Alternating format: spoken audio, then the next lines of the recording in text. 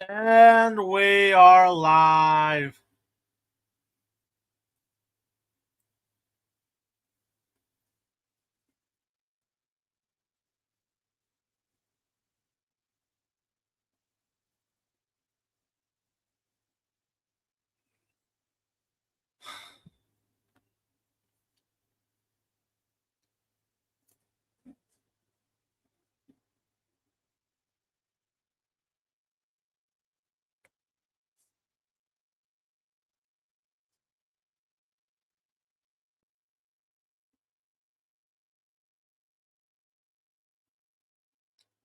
It has, hasn't it?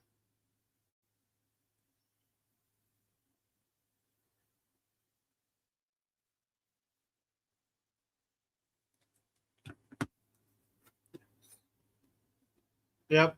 Sub Canadian ribbon.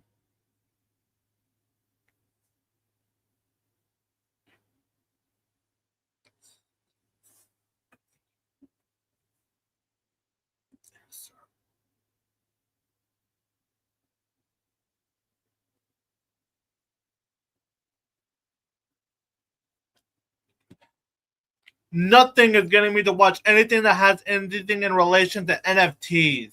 That's a scam.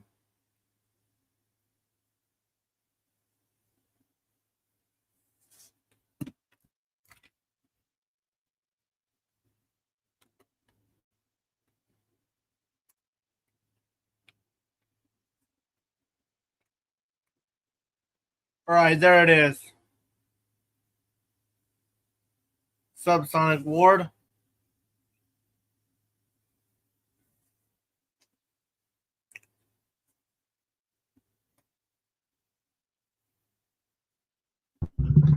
Hey, like the new profile pic? Yes.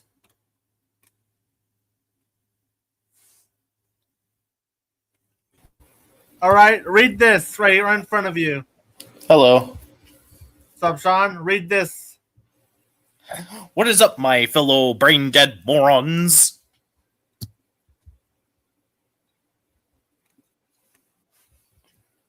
And, yes, apparently there's a movie relate and talk about NFTs.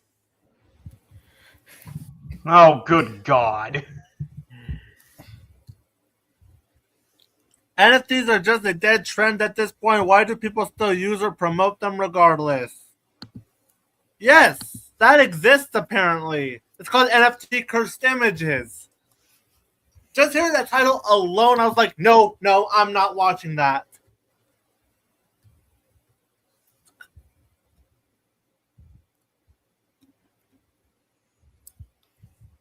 Yeah, it was painfully awful.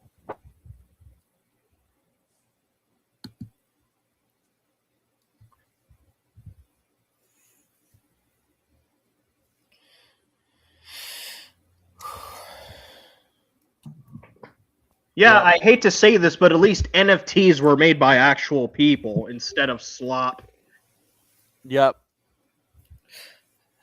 Hi, Sonic Word.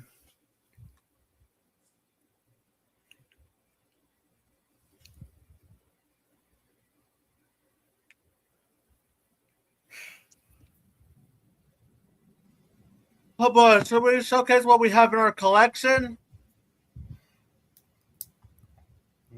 Here's one I have. Okay. All right. A simple cash. How fun. Well, it's a bit different. It's basically like a folder. Oh. I know that Mr. Krabs would love to have that. I'm hoping that I at least keep it to myself, away from that stupid crustacean. Yeah. Hey, John Wick fan. What's Hey, up, John. guys? Nothing much. I'm going to go ahead and show off what I got recently. Take it away. So I'm going to start with the DVD here. Did you got a new haircut? Yep. So I'm going to start with the DVD here. Terrifier 2. Yeah, it's the best one in the trilogy.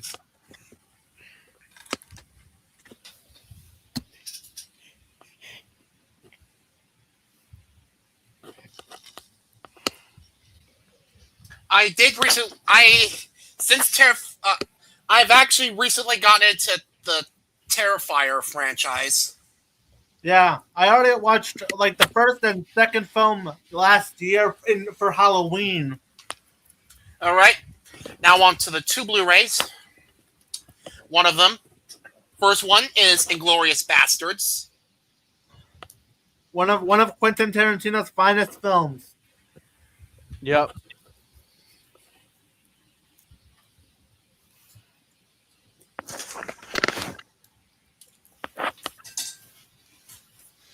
Looky here. Oh, Oh, God. the Weinstein The Company. Weinstein Company. Wiener shit. You mean Wiener shit stain? Yeah. But it's Universal Pictures, though. All right, then the other Blu-ray being the SpongeBob movie Search for SquarePants. Neato. Apparently, don't show that to any of the Sponge Boomers because they'll basically go all like, "Oh, Steven Hillenberg would have never approved of this."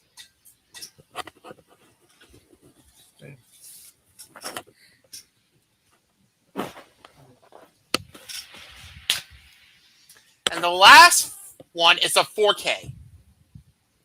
All right. Avatar: Fire and Ash. Neat cover. I heard that this one didn't make like $2 billion. I If saw was this to at recall. I saw this at an AMC theater on December 23rd. That same AMC theater is where I went to go see 2026's Animal Farm. Oh, Which we're- God. We're gonna have lots to say about that piece Yeah. of shit. Yep. It's going to be If you've fun. seen my YouTube channel, I think we all know what could be the pickled treasure or something like that. I think I know Well- what it's going to be. Well, each of us have our 2 of our own pickled treasures that we'll be discussing about today before we get to Animal Farm because because in 1 week alone we watched 3 god awful movies. And And I have a reaction to one of them on my YouTube channel. Yep. And and all 3 are fucking torture.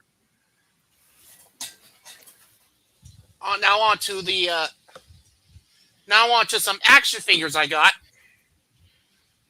I got this Ghostface action figure. Nice.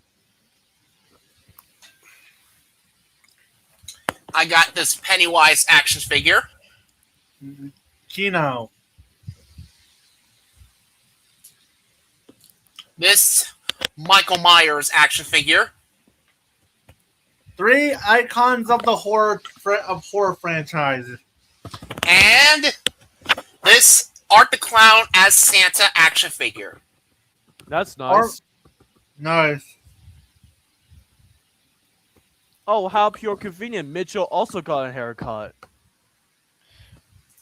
Mm-hmm. All right.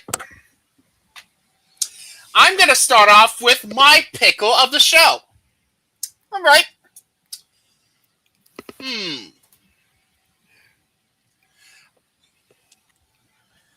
My pickle of the show is movie 43. Oh my god. Oh. No. Remember how bad that one was? No. Oh God. Oh, God. I saw this. I saw that film. I saw this on a Discord VC call back in April, and my god. This is... I don't know where to start. First, can we start with the cast? Because look at how many celebrities are in this movie. It is outrageous. Like, look at this cast. Like, here, I'm gonna get through the bullshit cast in this movie. Like, here is just some of the celebrities they roped in this Not to movie. mention that there were so many directors that made this movie. Yeah, Oh my like god.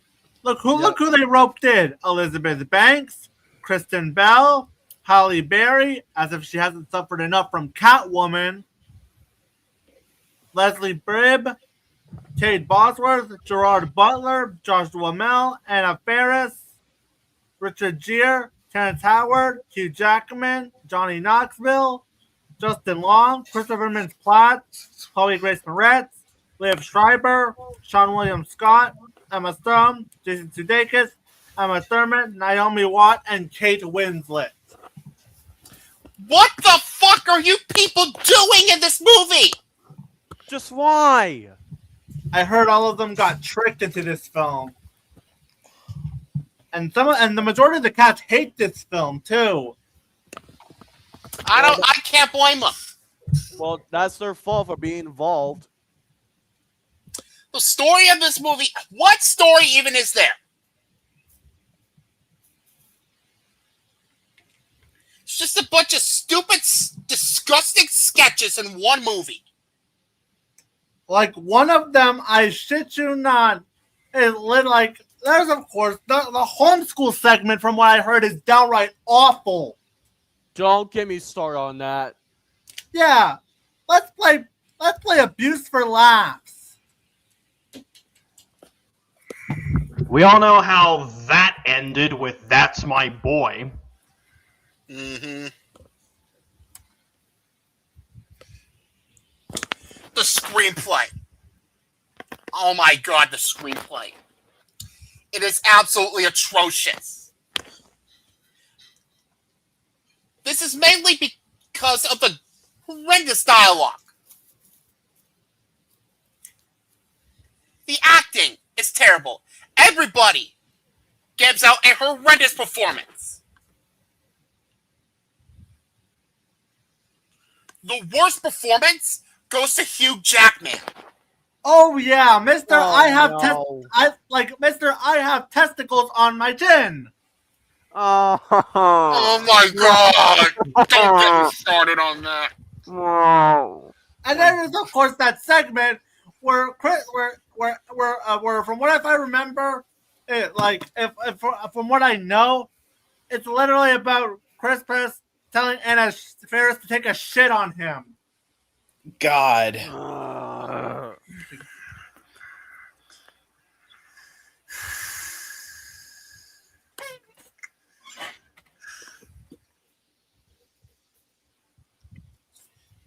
The humor is just... Oh my god, the humor. God! Oh god. Let me guess, it's every modern rated R comedy that apparently being offensive equals funny. Mm-hmm. Yep. That's correct.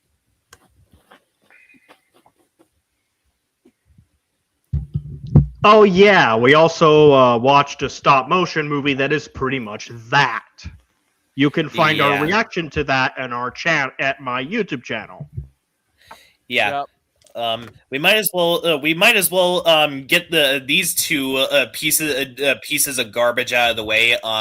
These two are very high contenders for the worst animated movies of the 2010s decade and the worst animated movies of the 2020s decade. Which one should we start first? One of the worst Start off adult with animated first. movies ever made. Both. So Well, which I Well, haven't finished yet. Yeah, we'll get to that one when Ethan finishes. But yeah. It has an atrocious cinematography, horrendous editing, awful pacing, because this movie dragged out for... This movie felt like it was dragging out for far longer than its runtime.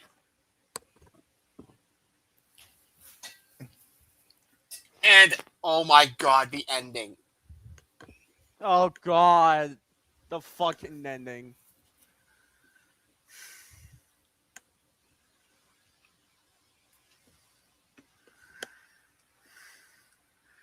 So yeah, I'm done. I'm done. Movie 43 is my pickle of the show. Fuck this movie and fuck everybody involved. Oh, by the way, did I forget to mention that the last segment, which has a cat in it, an animated cat, mind you, was directed by James Gunn. Oh, hell no. Hmm. Oh, God. James Gunn, But- you better be thankful that the MCU picked you up and managed to give us a great trilogy called Guardians of the Galaxy. And you're also lucky that DC saw worth in you with both the Suicide Squad, and that new Superman movie. Mm-hmm. But And now onto the worst adult animated movies ever made. yes, Two of two of them. These are very high contenders for the worst animated movies of the 2010s decade and the worst animated movies of the 2020s decade. Which piece of garbage should we start off with first? Should we start with the one? Should we start off with the one that had attempted rape in it? Oh, God. Yeah, we should do that first. This movie we watched on Saturday, The Island of Giant Insects. I like to remind you that I saw this on the same day I went to go see The Amazing Digital Circus: The Last Act.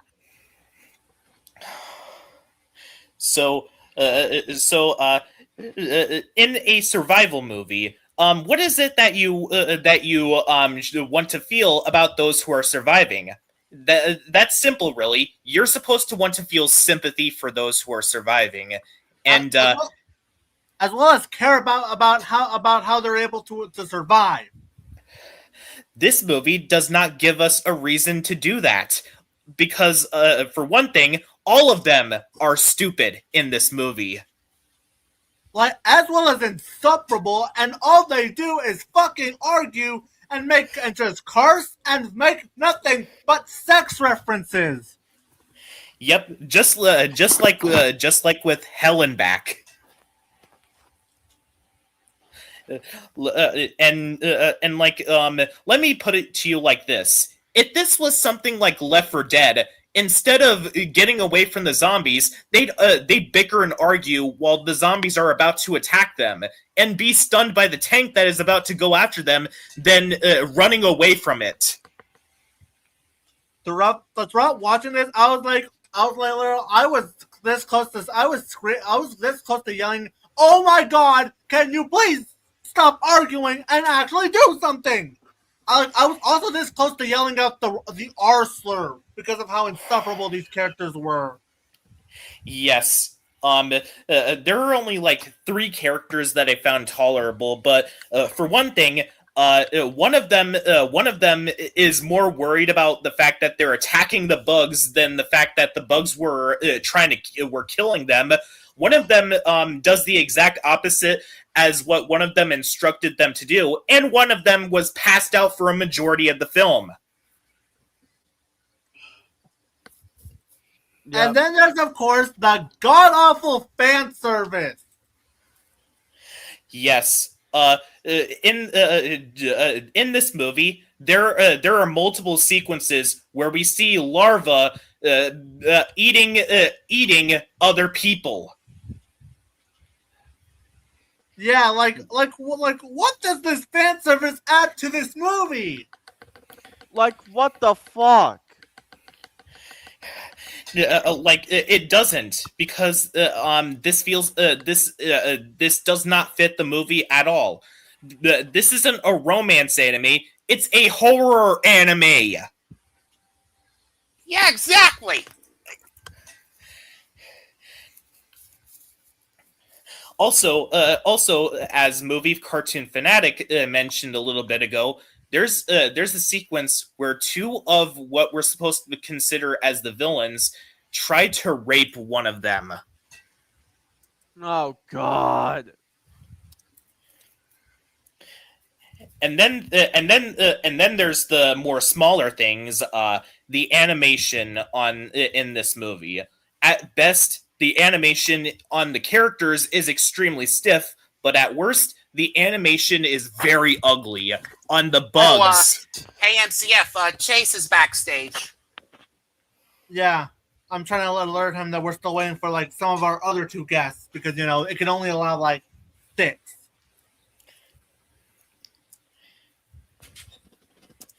Yeah. The bug designs are very ugly in this movie. They were done in CGI, which makes them look very out of place.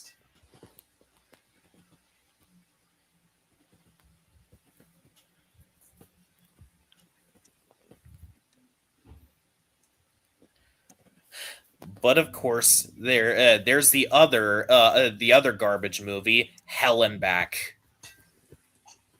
Oh my god! This So fucking here- piece of shit. This Oh, fucking piece of God. shit pissed me off.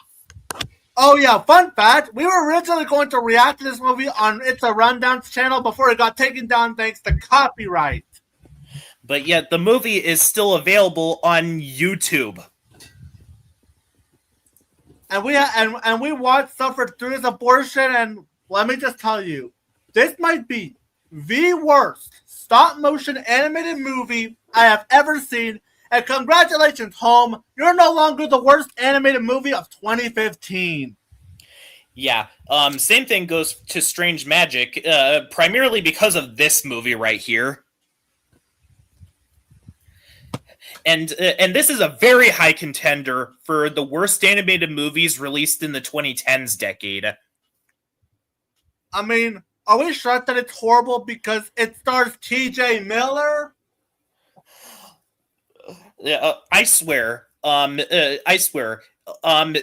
T.J. Miller is often playing the most hateable character in a series that in a series that is well liked, such as Robbie from Gravity Falls. Or he's in one of the worst things ever if him being in some episodes of High School USA and the Emoji Movie are anything to go by.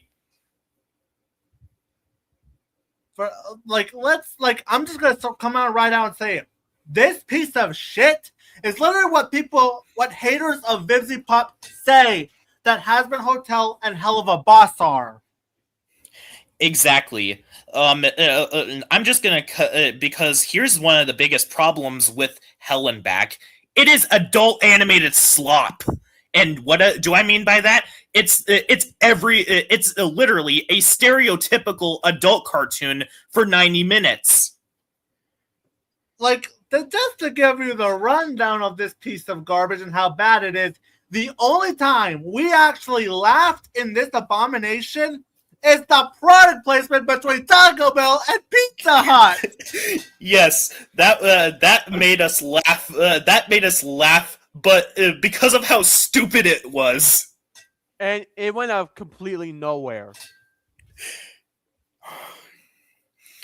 But other than that, nothing about this movie's humor was at all funny. It's either related to sex talk, or they're basically making jokes about how the character played by T.J. Miller is fat. Yes, because fat humor is funny. Not.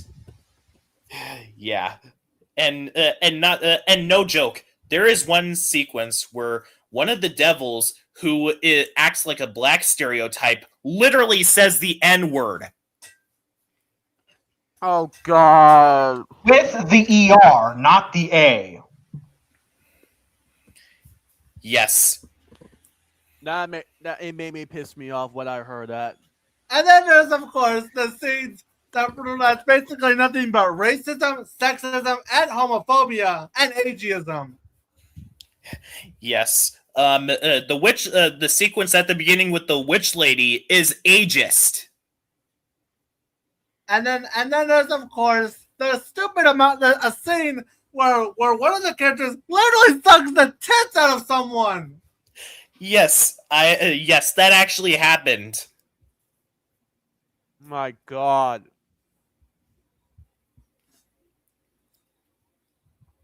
But that's nothing compared to some because most of the characters are beyond unlikable. The only character that I actually liked in this movie was Dima, though that's because she actually talks some sense into these idiots. But at the exact same time, it's not worth it because both of the idiot characters continually lust over her for the entire movie. Because as we all know, that's what all men think about. All men think about is getting laid. When that's not at all true.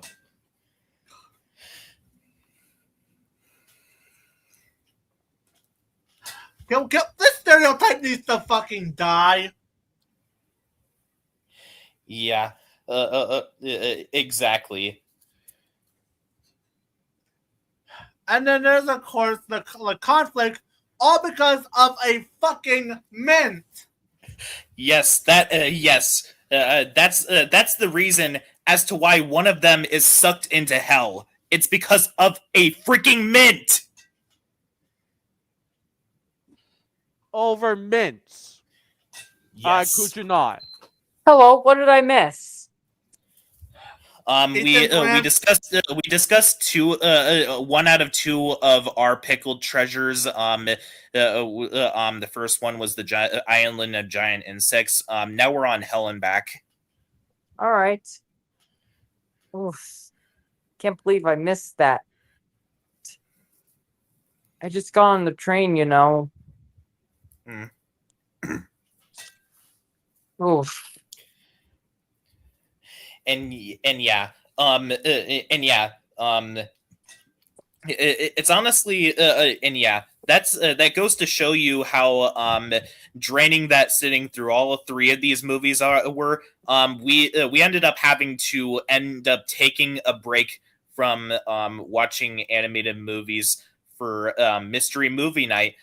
Especially considering the fact that these two were not even the only ones that we watched, because we're going to be discussing about the third one that we watched in just a little bit. And of course, and yeah, like the only positive I can give Helen back is the stop motion animation, which was done by Shadow Machine, which did, of course, Del Toro's Pinocchio. But even then, it actually feels wasted. Yes. Wait. No. Wait. It was actually their idea the whole time. It was entirely by Shadow Machine. They thought the whole thing up.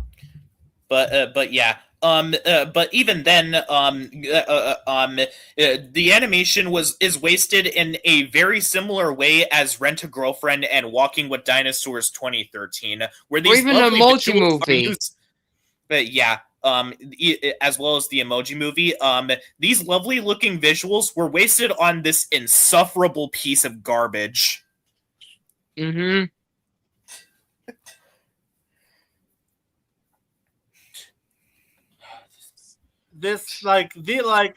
People wonder why adult animation often gets a bad reputation. It's because of movies like these two and a super offensive movie. Mm-hmm. Exactly. Oh, yeah. Speaking of that, I do have a meme here. Hold up.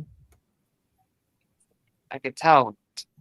You shared this in the Discord.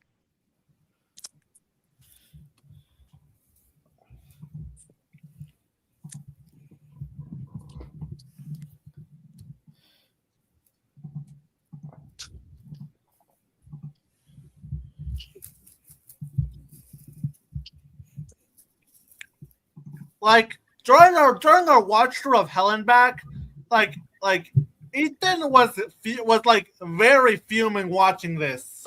Oh yeah, I was.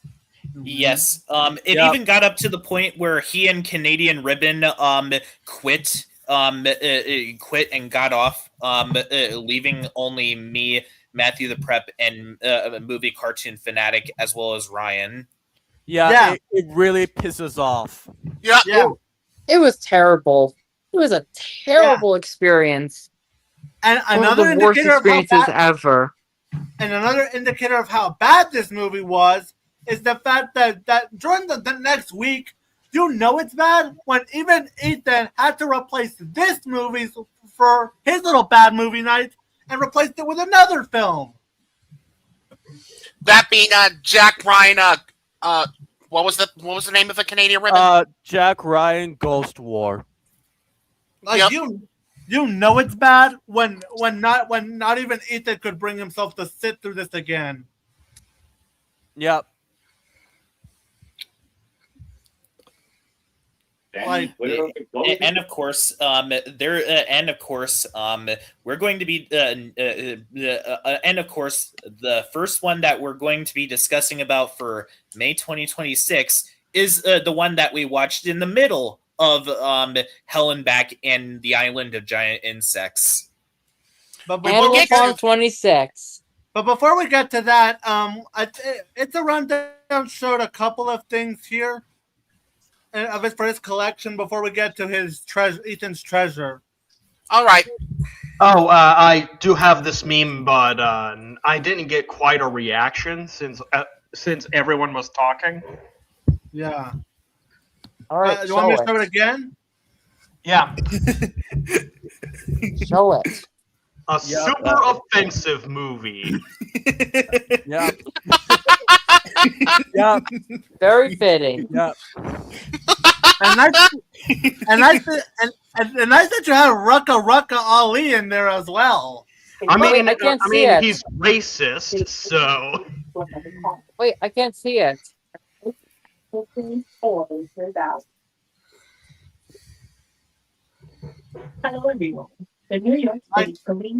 that on Friday we had to suffer through like some awful Rucka Ali songs. Ooh, I had to. Yeah, I had to jump midway. those songs were just abysmal. don't even get me started on the Hitler stuff that this guy made. As well as the horrendous Epstein Island song, which had the nerve to slander SpongeBob. Oh, Yes. God. As Oh, well as hell Mickey no. Mouse. Now, I did get into trouble with my memes earlier, but I was against pedos. There's no excuse here. All right, let's showcase what Ryan the Rundown has. It's a rundown. I can only imagine 2. If I had legs, I would kick you. And the moment. And there's a few more. Who's that? Andy from Knights of Guinevere. I never heard of it, but I'll check it out. It's created by Dana Terrence, who also created the Owl House. It's Dana Terrace. You got the name wrong. And ever since she made that anti-AI post, I thought of checking out her stuff. Yeah, I gladly support, and of course this. If only it was a Nintendo Switch 2. Yeah, At least, because you'd be going into debt. At least my bank account seems fine. But what happens if you get a Nintendo Switch 2? Cue the Mr. Horse quote. You deserve to go into debt. Speaking of Nintendo Switch, I recently retired playing on that, and I just moved on to playing on the PS5. I'm looking at my bank account right now, and no, I don't seem to be negative. That's I nice. mean, if it was a Switch 2, you'd basically start going into debt. You're in debt, you're in debt, you're in debt, you're in debt.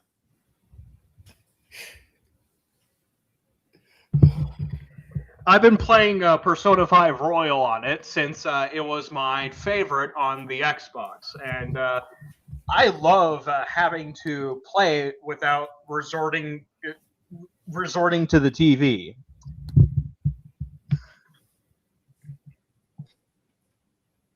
Oh yeah, and I also play Super Smash Brothers as my own me, and this should probably explain the new profile pic.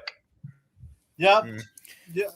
I also saw the little post they made where it was basically you beating you know whose ass. Oh, it's not just a single photo. You'll see this Friday. If Was it like 97 times, if I were to recall? 99 times. Oh, But okay. it's not just a standalone photo. You'll see on Friday. It's gonna be a great watch through. So, Ethan, what was your what is your treasure in the show? All right. My treasure of the show is Terminator 2 Judgment Day. Ooh. Neat. The I best like that Terminator one. movie ever. And That nothing's movie gonna is really top it. good. That movie is really good. This is my favorite. This is not just my favorite Terminator movie, but also my favorite movie that Arnold Schwarzenegger has been in.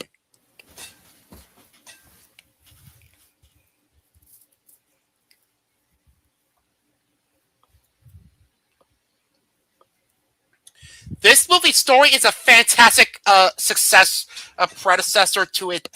This movie's story is a fantastic successor to the first movie. It has a fantastic screenplay, wonderful directing by James Cameron, phenomenal acting, especially when we get to Arnold Schwarzenegger. This is my favorite performance from him, easily. His performance as T-800, it was nothing short of astounding. And Linda Hamilton was great too.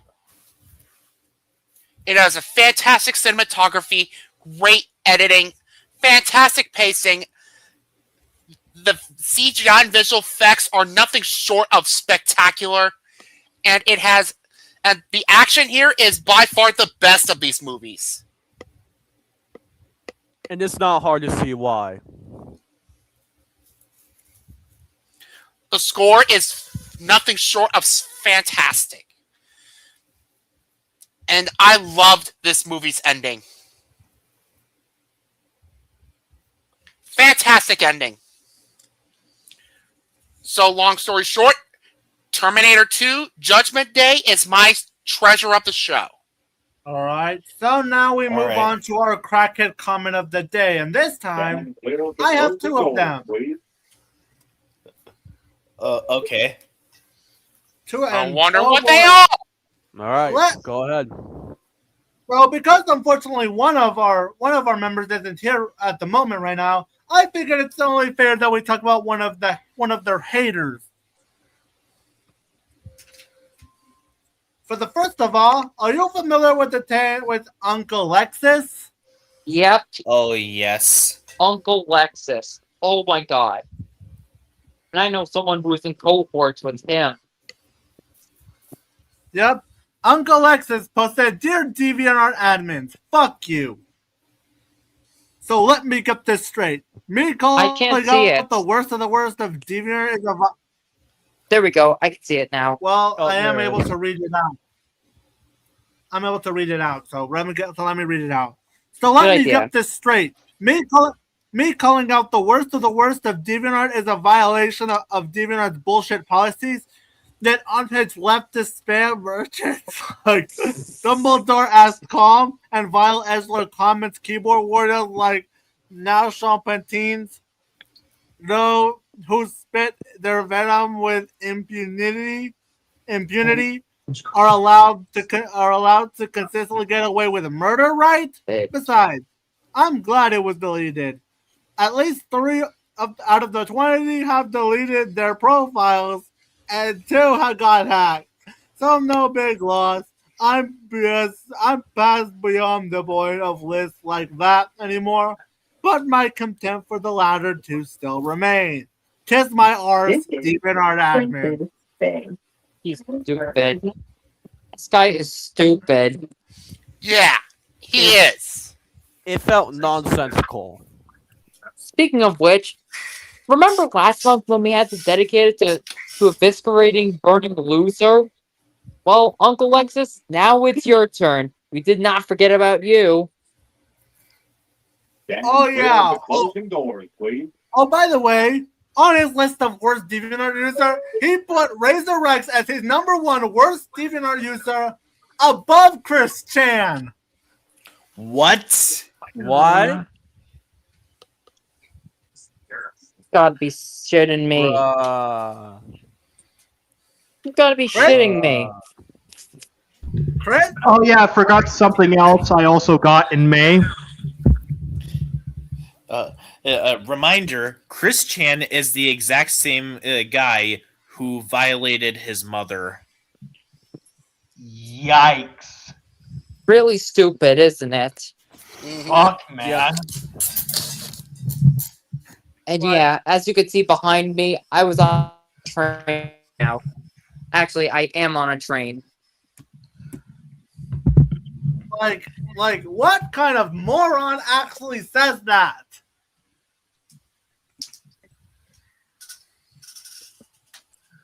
Pathetic. Pathetic, isn't it? Mm-hmm. Yep. No shit, man. Although he's not the only moron we're talking about. Because there's another one who had the nerve to say this. Top 5 worst YouTubers of all time. Number 5, Review Tech USA. Number 4, EDP445. Number 3, Juvenile. Transfer is available to the Number 3, Onision. Number 2, Razor Rex. And number 1, Oh, Larry the God. Batman fan.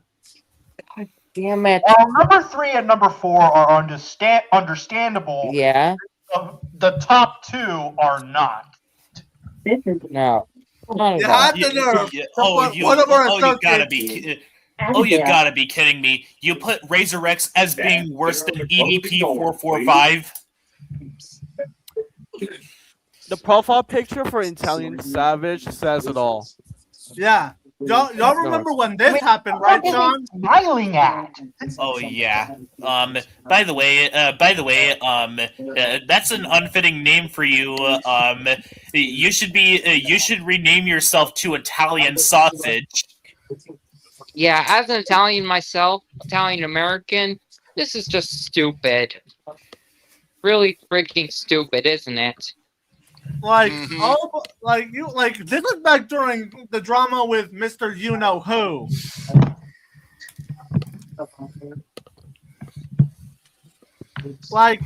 I'm so glad that his account is finally terminated. Oh, thank God. I could see why. They both were part of that drama. I have no idea why someone would claim that Razor X is worse than literal pedophiles. That's or just people really who- stupid. Or people who violate their mom. Like, seriously, what kind of beef does these guys have with Razor Rex? Well, for one thing, they're both right-wing fuckers. Oh, yeah. And not to mention either Razor Rex fought back against transfer is against available to the F-55 bus. against the Dr. Wily looking man. You mean Fury the film fan? Yeah. Oh, yeah. That loser. Yes, because according to these two This losers, is apparently a being St. left George is bound worse. local term. Being left is worse than being a pedophile or a fucking incest person. Stand clear of the closing doors, please. The logic. The fucking logic of these losers. I apologize for cracking during this because whenever I laugh, it's not because I find it funny. It's usually because my sanity is usually at a low end. Just losers. Cracking is pretty ironic given the title of this whole section here. Yeah. You could say that again. It's a rundown. You could say that again. Obviously, we're not going to say you know whose name, but if you know, you know. But I feel like it's only fair to look back at least one of these losers for what they said earlier. And going back to, of course, Uncle Lexus. Yep. Like, Uncle Lexus is definitely cringe to us. Ooh. And so many shit journalist loser. And boy, oh boy, does his name start with the letter L indeed. And boy, does he live up to it. Well, Razor's finally here, so either Matthew or Canadian River, you're gonna have to one of you have to dip. I'll dip, if anything. All right. All right. Oh, wait a minute. I have something from Collider that is pretty stupid. Definitely worth of the crackhead comment of the day. Hey, Let Razor. me go find it. Hello. Hello, So- Razor. Nice to see you. Nice to see today. you. So, what We're does current- we're- your Uncle Lexus have to say? Oh, yeah. You want me to read? Like, here's what he said. Basically, and I quote. So let me get this straight. Me calling out the worst of DeviantArt is a violation of DeviantArt's bullshit policies that unhinged leftist spam merchants like Dumbledore as Calm and vile edgelord keyboard warriors like now Teens, I can't pronounce that, who spit their venom with impunity are allowed to consistently get away with murder, right? Besides, I'm actually glad it was deleted.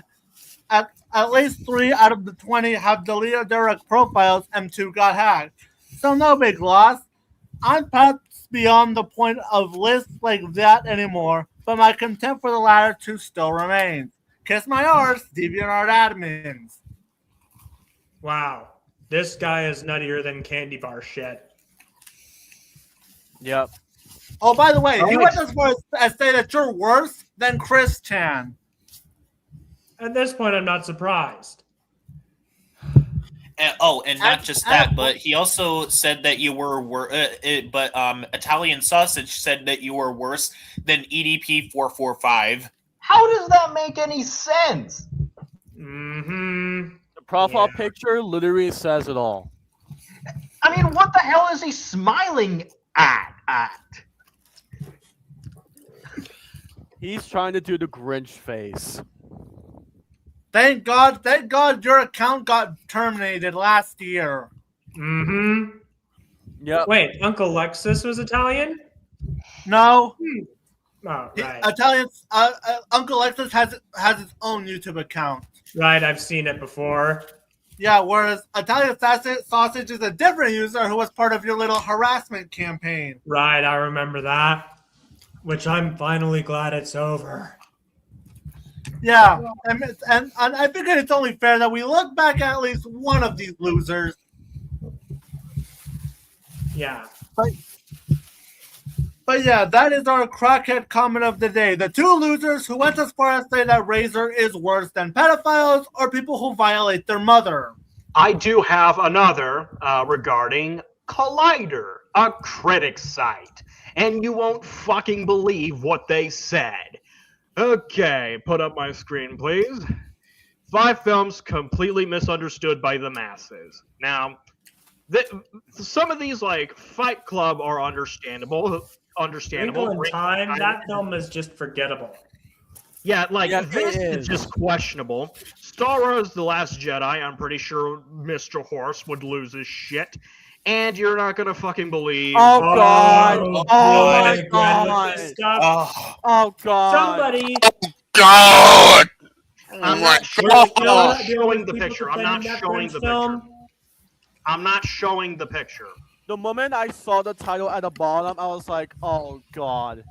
Yeah, which when I like the other day actually, like because I made this comment, like regarding the whole controversy with that band Moon Girl episode, and I point out like actual legit examples, and I mentioned like the French film that shall never be named. This person, Hey, they're coming and saying jackass. someone did a video, and There's then like seeing you still coming, and I'm like, it's late at night. I'm not watching the 50-minute video, and I point out like this film like technically broke laws. Like, yes, it sexualized minors, and this. Oh, sorry, this person I point out like there was an episode of The Proud Family, the original series, that tackled this subject matter much better, and without being too ick and without being icky. There's a very good reason why it's critically panned, jackass. Mm-hmm. And by the way, since we're on this subject, Black Critic Guy, screw you for saying that this movie is not that bad. Meanwhile, you got onto High School DxD for the amount of fan service it had. When at least most of those women in the show are the age of consent. Oh yeah, and speaking of hypocrisy, here's something. They beat Nicholas Winding Refn into a pulp for Her Private Hell. Oh, I heard about the ratings of the film. Cannot be trusted to write women characters. Well, here's the thing, jackass. Here's the thing, jackass. The actors are of the age of consent. And they gave it a 1 out of 10. Of course they would. God damn. Not to mention the ratings on Letterboxd. Oh, and on IMDb. Hold on.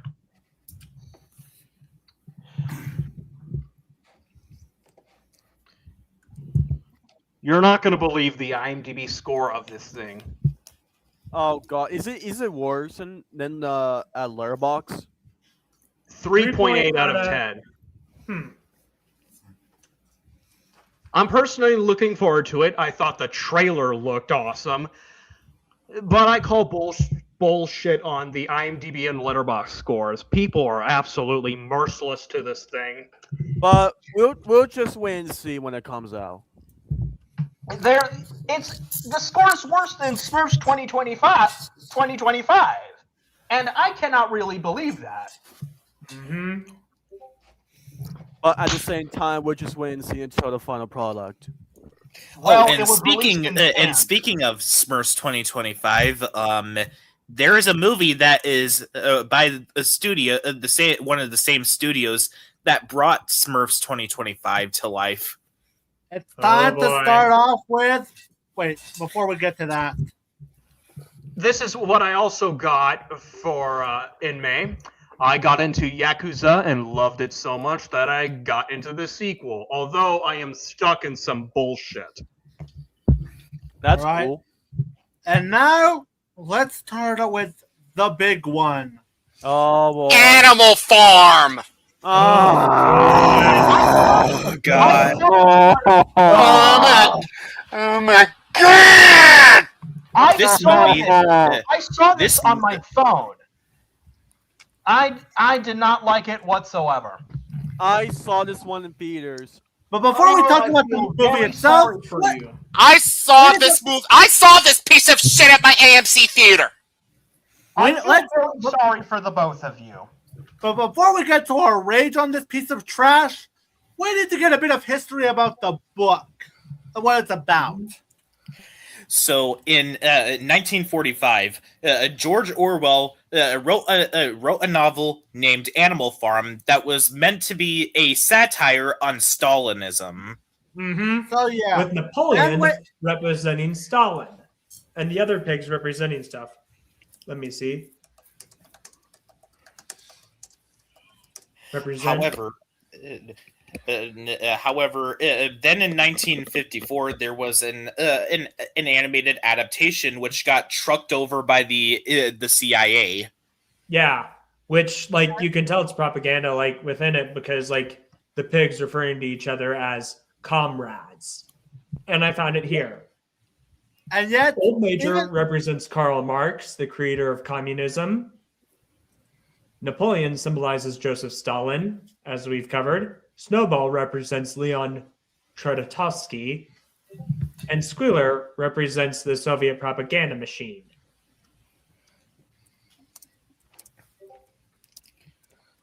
Then we have these other animals. Mr. Clotastic. The 1954 adaptation is literally a oasis in comparison to what we're going to be talking about today. Yeah. It was like the 1954 adaptation was good. It was a timeless story about about a cautionary tale of what greed and power ends up doing to people. Exactly. And in 1999, and there was a live action adaptation of the story that was released that premiered on the TNT network in 1999. And the animal effects were actually done by Jim Henson's Creature Shop. Interesting. Yep. So that leaves us with today's piece of shit that we have now. Oh God. To give you some history about this movie, it was in production hell, I believe, sometime around the 2000s. Yes. I believe. Fun fact: this film took 12 years in development. 12 years. Mm-hmm. Wait, I think it was 14 years. I think I Yeah. heard that it was in 2011 that it was in development. Let me check. Yeah, apparently Andy Serkis has been wanting to make this movie since 2011. Though, as we've learned from Little Nemo: Adventures in Slumberland or Escape from Planet Earth, a movie that goes through production issues would lead to a movie with a lot of issues. Mm-hmm. You want to know how bad this was? It was originally set to go to Netflix, but Netflix rejected it. Keep in mind, Netflix has some questionable titles, like that certain French film, Big Mouth, and recently Mating Season, which I refused to see, but I heard it was what you'd expect from the show. And, of course, they gave us The Electric State, all these underwhelming titles. But they did not want this movie. Let that sink in. Mm-hmm. Netflix did not want this movie. And once you see the film for yourself, you can understand exactly why. Mm-hmm. This I'm just going to come out. I'm just going to start this off by saying this. I haven't seen a more thorough, disrespectful adaptation of a beloved franchise since the Lorax 2012. But at least with the Lorax 2012, that had the memes going for it. Like at this point, I consider that one meme where they can't tell the difference, where one of the characters from The Office can't tell the difference between one picture and another picture is exactly how I described this movie and the Lorax 2012. They're literally the exact same picture. Here's one thing to note about this movie, because I'm not kidding. Andrew Serkis literally said this, and keep in mind, we're talking about the director of Venom, Let There Be No Carnage. He said, and I quote, Serkis approached the adaptation by asking himself what Orwell would write about if he wrote Animal Farm today. He didn't want to be about Stalinist Russia. Instead, he gravitated towards themes of capitalism, wealth, and overconsumption. The billionaire antagonist Pilkington, played by Glenn Close, drives what closely resembles a Cybertruck. Here's a fun fact about George Orwell. He does not have a say in the matter because he's no longer with us. Yes.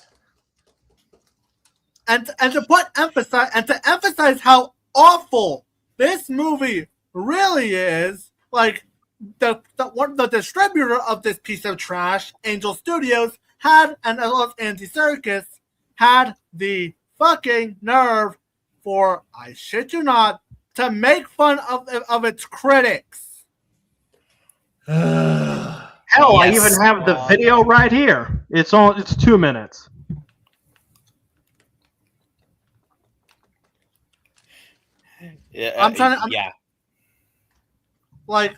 Literally look at this marketing and tell me that this doesn't look like that isn't trying to be insulting. I'm trying to get it up on right now because I'm trying to look it up. Look it up. Yeah. I have the video right here. I have the video. I don't want to get a Animal copyright Farm. ding. No one wants us to be It's together. YouTube. They so haven't it's even fine. seen Oh, it. right, They're this judging a bit. movie by its trailer, which is what trailers are for.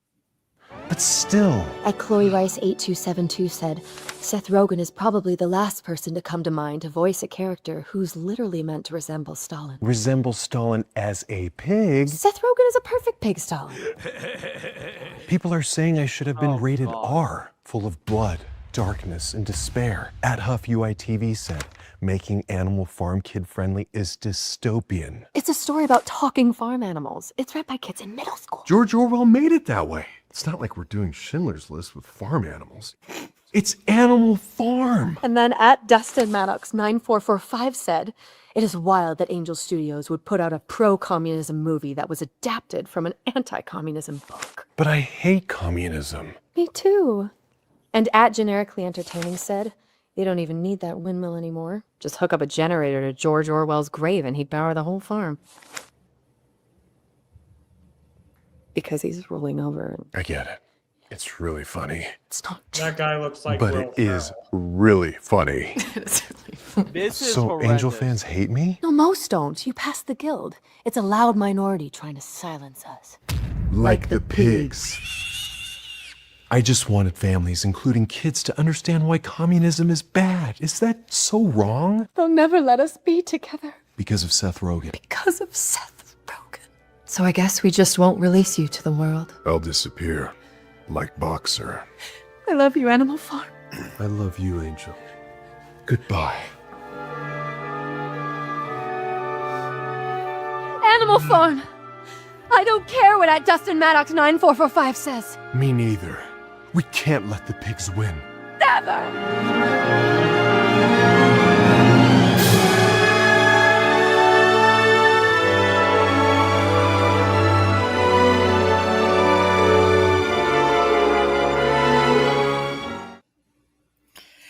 This right here is literally Teen Titans Go levels of insulting its critics. And and trust me, it gets worse. Like it managed to get worse than that. Like here's literally like I am currently sending it right now because trust me, you're gonna get an idea of how bad this piece of trash is. Like I'm currently trying to send it up on my Gmail right now because trust me, it's gonna take a bit. Because but to emphasize, this isn't the only time they did it. Like this and this and this also applies. Like I wish I was joking about it, but yeah, like to emphasize how much of an abortion this is. Well, like this is what they also went as far as to do. Is it the spoiled apples pick?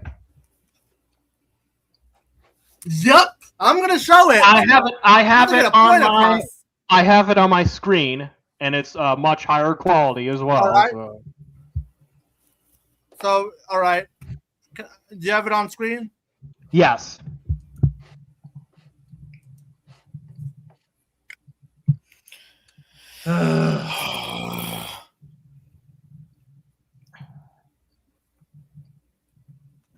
And that's an actual quote. The original quote was, Orwell purists will hate the film.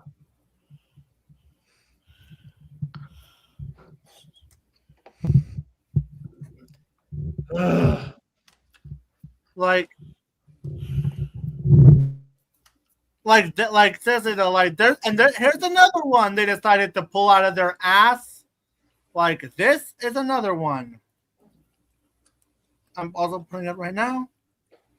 And yeah, like here's what these they also went as far as saying there are movies, and then there are movies with that joy a person's soul. Oh, but and here's my favorite one. Here, this was from a YouTuber who actually saw this movie. How's our farming? Let us know by scanning below. They said either wow, I love it, or never do this again. What I happened to didn't the see truth? that when I watched it on my phone. I did not see that at all. So Same basically, here. it's borderline lost media at this point. They literally said this. Your opinion is wrong. But good news, Napoleon has found a way for you to fix this. The This feels QR like- codes. Once again, This is going this into is self-parody territory. once again, this is Teen Titans Go levels of spitting in the critic's face. Mm-hmm. Like, my God, this is asinine. Like, I haven't seen a more asinine way to insult the critics, and it was so bad that apparently, and this is the last one of them actively coping and making fun of critics who hated this abomination of cinema. They went as far as get ready for this. Like, they literally wore those negative reviews in pride. Wow. Wow. Wow. Oh yeah, about the QR code thing from earlier. I'm pretty sure I'm pretty sure it's lost media at this point. Mm-hmm. So, now we can get on to this abortion of cinema. So why? So who on earth thought that it was a good idea to make Animal Farm into a kids movie? Now, I there's mean- no way it could have been like R-rated. You could have at least made it PG-13 and stayed true to the book. Yeah, and it was a wasted opportunity because with what's going on in today's climate, it was ripe for a new adaptation. One that still honored the source material, but also could have would have been relevant, and that made it even more failure. But it's failure even more disappointing. I mean, I knew it was All right. bad already. Where do we even start? Where the let's- fuck do we even start with this piece of fucking shit? Let's start off with the fact that this movie basically dumbs down the tone of Animal Farm so much to the point where they make it into a kids movie.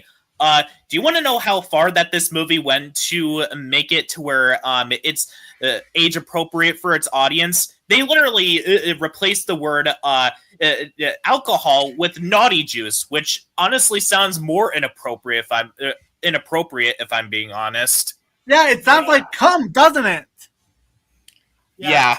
Which I was also- about to say that. It reminded me, it sounds something suggestive, which I saw Steve Reviews point this out. He said it reminded him, and I agree, it's like the live action Pinocchio remake where they replaced Pleasure Island, all the smoking and alcohol with, root beer and ice cream and all this other stuff. And the whole point of Pleasure Island was to punish kids for indulging in that stuff they shouldn't, indulging in alcohol and smoking. Exactly. Exactly. Yeah. And even yeah. more so, this movie opens up with literally an old McDonald rap. Yeah. Yes. Oh, God. Yes. Yes. That actually happens.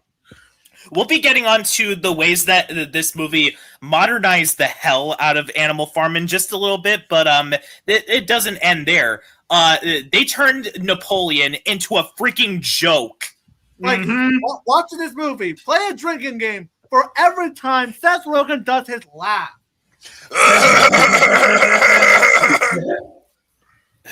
Yeah. Honestly, we I am counted. very worried about the new Tangles movie from Point Grey Pictures.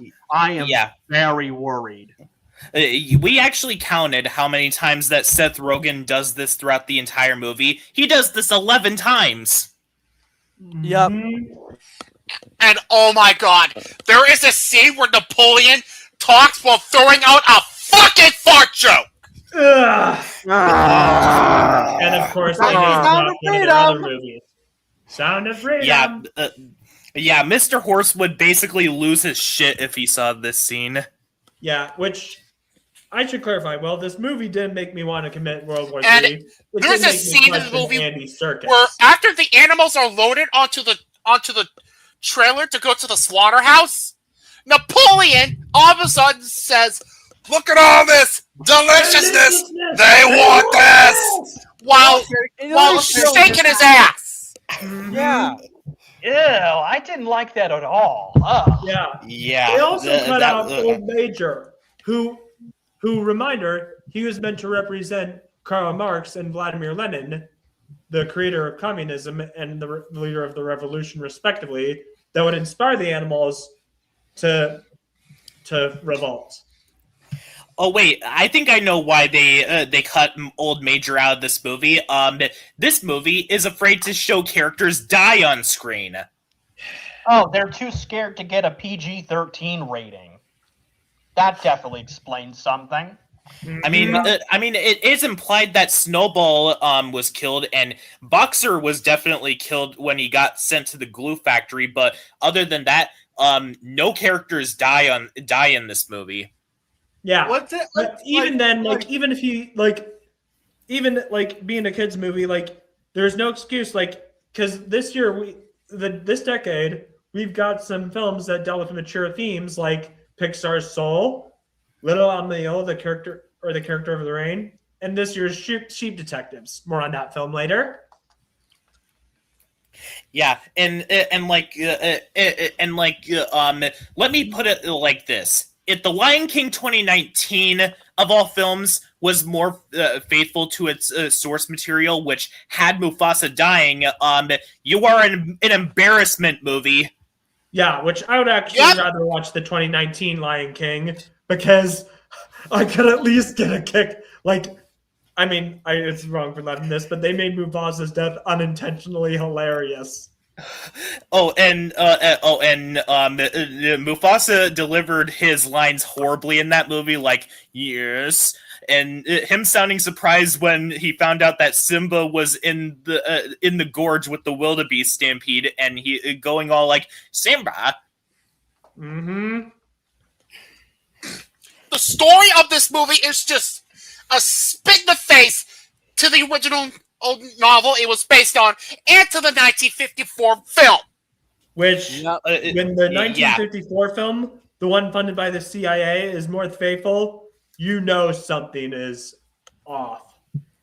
So, this movie does not show the cruelty that Farmer Jones basically did to the animals, and they also blatantly break their own rules during the film. Exactly. They went as far as to numb down the rule of, and I shit you not, four legs good, 2 legs bad, to 4 legs good, 2 legs better. My God. That's so idiotic. The screenplay is the absolute worst of the year, because it contains the worst dialogue of the entire year, especially with phrases like "laughter house." That's yeah. I like it. and there's also Napoleon Seth Rogen's constant laughter of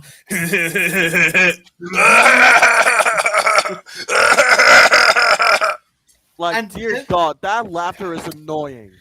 And don't get me started on this movie has technology, despite the fact that it's supposed to be around the 1900s. Yeah, that's something that really gets to me about this movie. They basically modernized the fuck out of Animal Farm to the point where you can just hear them going all like, "How do you do, fellow kids?" Mm-hmm. I mean, they even have Steve Buscemi, the guy who originated that meme, in the movie. Yeah, I'm like during our watch along on this film, there were moments during the time when I watched this movie where I went all like, "Yeah, I totally remember in the 1954 adaptation when Napoleon was driving a trucking car." Or the part when they were at a mall. Oh my god! My God. Yeah, I totally remember when one of the chicks was basically putting on a VR headset in the 1954 adaptation. Mm-hmm. Oh wow, it's so cool. No. And who remembers one of the pigs driving a fucking supercar into a pool? A swimming pool! And who remembers drones in 1954? Mm-hmm. Well, Yeah, I totally And remember. who remembers Yeah. Napoleon throwing out a fart joke in the 1954 film? Raise your hand! Nobody. Nobody. I did Nobody. travel in time, And like I said, no, I and didn't. as And who and as remembers stated- this this quote from the 1954 film? Laughter House? I love. That sounds awesome. I love to laugh. Nobody.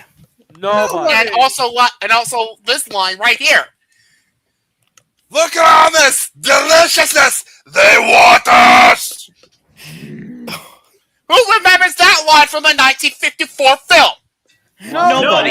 No. And as Chilbion said in the chat, who remembers when there was a freaking rap version of Old MacDonald Had a Farm? Nobody. Not a single person with a fucking functional brain. And who remembers Cybertrucks in the 1954 Animal Farm adaptation?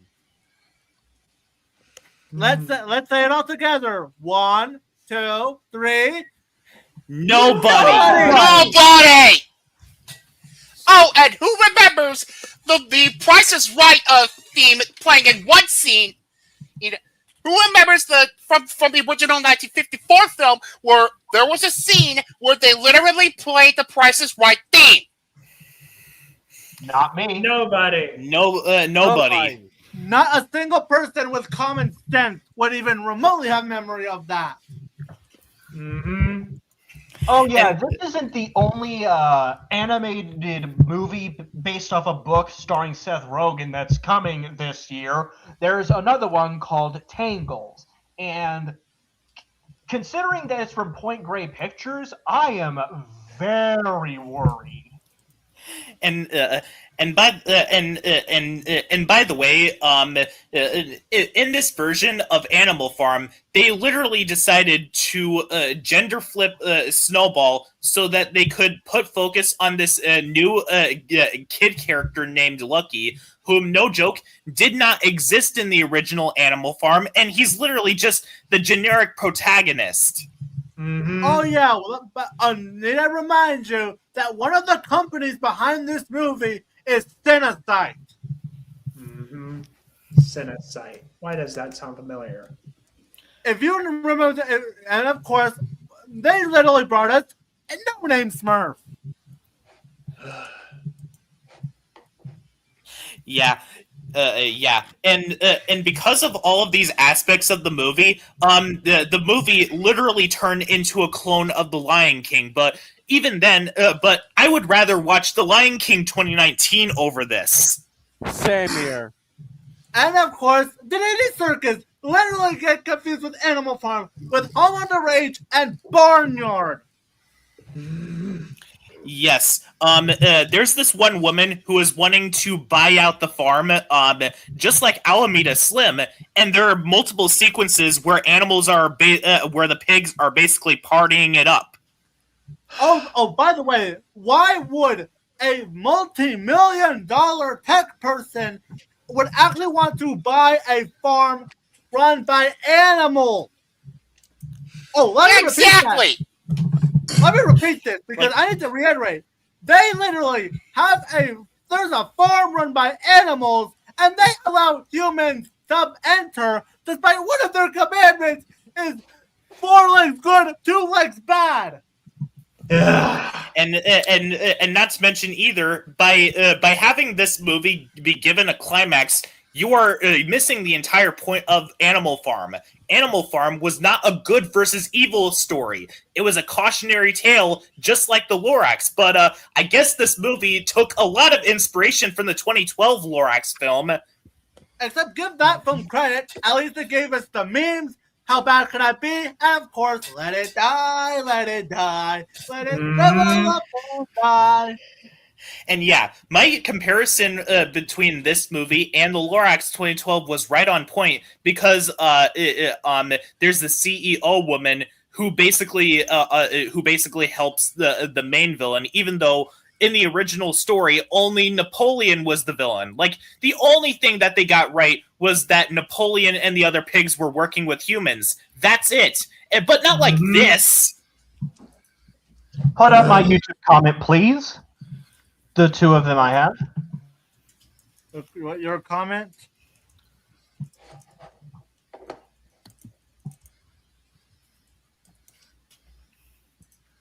This one? Yeah, and the other one. As well. There's a reason why some people consider Chainsaw Man Rising as one of the greatest animated movies ever made. It didn't water down its source material for a PG rating and didn't come out like this movie. Yeah. All right. I put something in the private chat. Hell no. No one wants Butch Hartman. Absolutely ever. not. If it's based off this stupid movie, then probably I can see why. But if it's the actual book, hell no. Absolutely not. So, why not, guys? Because if it's based on this stupid movie in particular, then I'd have no problem. But the actual book, no way. And also, Butch Hartman would basically fill it with, and then the opposite happens jokes, as well as making it into more of his own show rather than caring about Animal Farm. Plus, we already saw how he handles religion, right? Right. Yep. Yeah. The voice acting is atrocious. You have Gaten Matarazzo, Kieran Culkin, Glenn Close, Steve Buscemi, Jim Parsons, Kathleen Turner, Woody Harrelson, and Andy Serkis himself, who give out horrible vocal performances in the movie. But the worst vocal performance in the movie easily goes to Seth Rogen as Napoleon.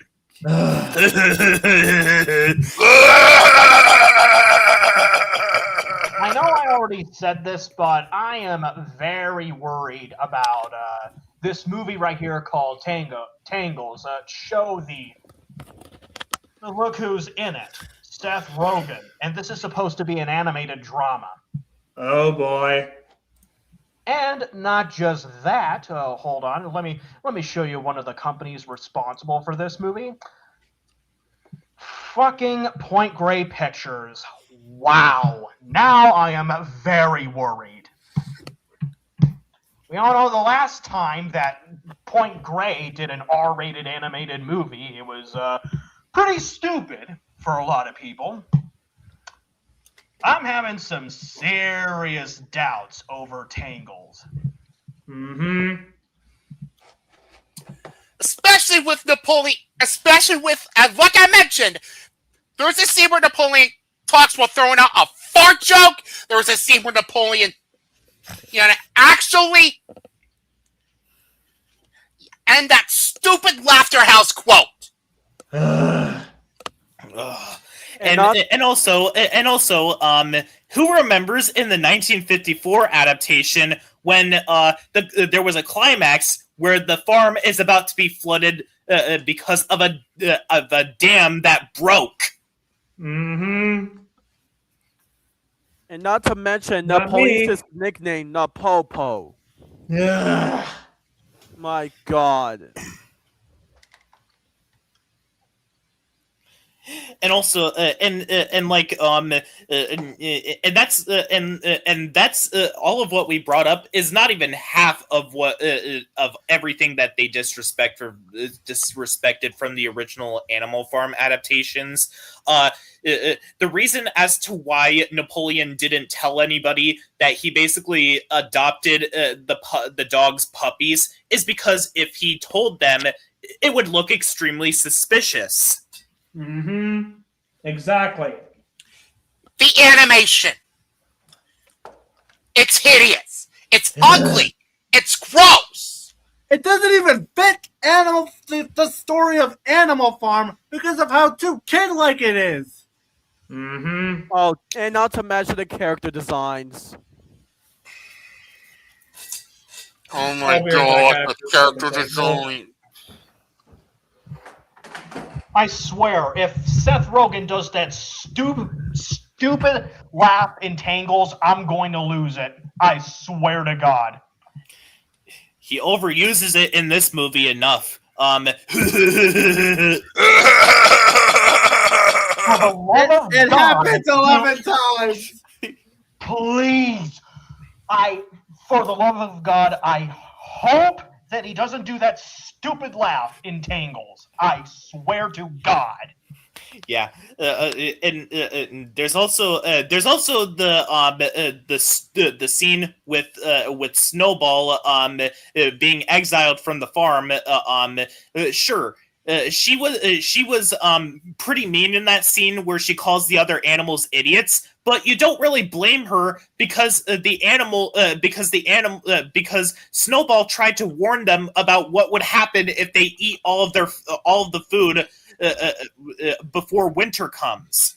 They'd starve to death. And like by having her still be alive while Napoleon is spouting out these lies about her, you basically make the animals look like absolute idiots, and they have the nerve to complain that they're hungry in one sequence when that was on you guys. Snowball tried to warn you. You screwed over yourselves. The editing is atrocious. And oh my god, the fucking pacing. This has the worst pacing of the year. This movie felt like it was going on for 4.5 hours. I did not laugh once throughout the entire film. I ain't kidding when I say that Snowball's exile scene happens way too quickly. Yeah. And in the original 54 film, it was much darker and implied that he got killed. Oh, hey, Canadian Ribbon. What are your thoughts on this movie's ending? It really pisses me off. Seriously, especially the climactic battle. Oh my god. As they reduced. I'm going to say this right now. This is the worst ending I have seen for a movie all year.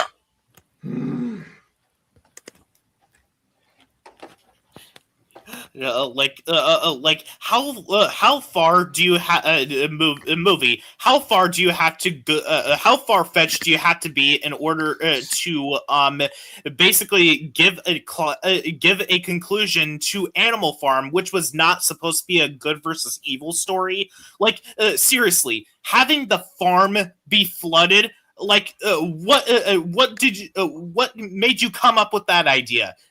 Were you taking influence from the Lorax 2012?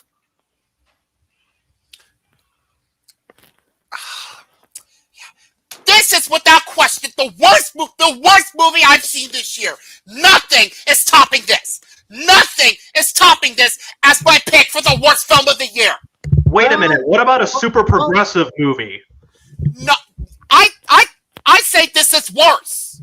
Well, no, not for me. Not for us. Not for me. I'd rather watch Animal Farm 100 times still think more. that super progressive movie is worse. A super progressive movie again. if you look past the fact that it's a very bad adaptation, you could just write this off as a generic animated movie with talking animals, no different from, say, The Star from Sony Pictures Animation. But meanwhile, a super offensive movie was basically offensive towards everyone. Mm-hmm. Yeah. Well, but to me, this is a close second for worst film of the year. It's up in my top 5 worst films of the year, and believe it or not, I wanted to rate it as half a star on Letterboxd, but I only gave it 1 because I guess I've become out of growing numbness to watching so many bad movies. If I see any film this year worse than this, I don't know what I'm going to do. So yeah, I'm going to wait until the end of the year to give this movie a -1. But in the meantime, it is getting a huge 0 out of 10 or an F. Mm-hmm. And an easy burn in hell award certificate, but will be upgraded to the gold variant of that certificate at the end of this year. Oof. That was Fuck this movie! This movie can burn in hell! Agreed. Big fucking time! See you in hell! See you in hell, you piece of shit movie! Yeah, see you in the bottom 3 of this year, you piece of crap. Mm-hmm. And David Fincher should be ashamed of himself for what he did to the book and with this movie. Andy Serkis, I Love You as Caesar, and as Gollum, and various other roles, and as Alfred. Yeah, everybody involved with this movie ought to be ashamed of themselves. But dude, you're having me question you with this movie.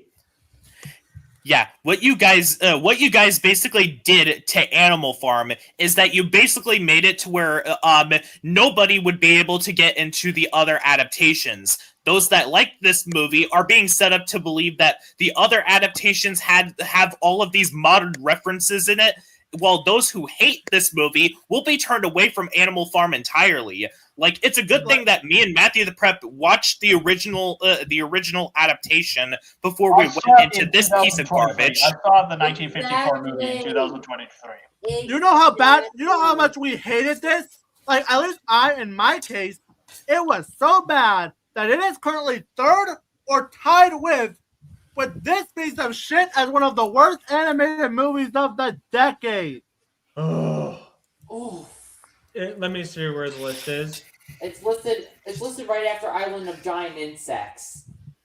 Oh, I would actually rather watch Island. I would actually rather watch Animal Farm over Island of Giant Insects, just simply because.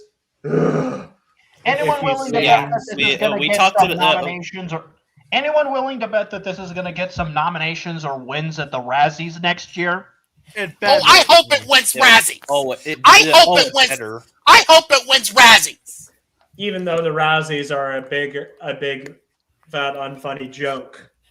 But yeah, if you didn't know, Razor, we actually talked about Helen back in the Island of Giant Insects earlier. Yeah, you did a watch party of Helen back. I did watch the link. Matthew the Prep gave me the link to Island of Giant Insects. I might watch the Helen back later, but Island of Giant Insects, it made me feel dirty watching it.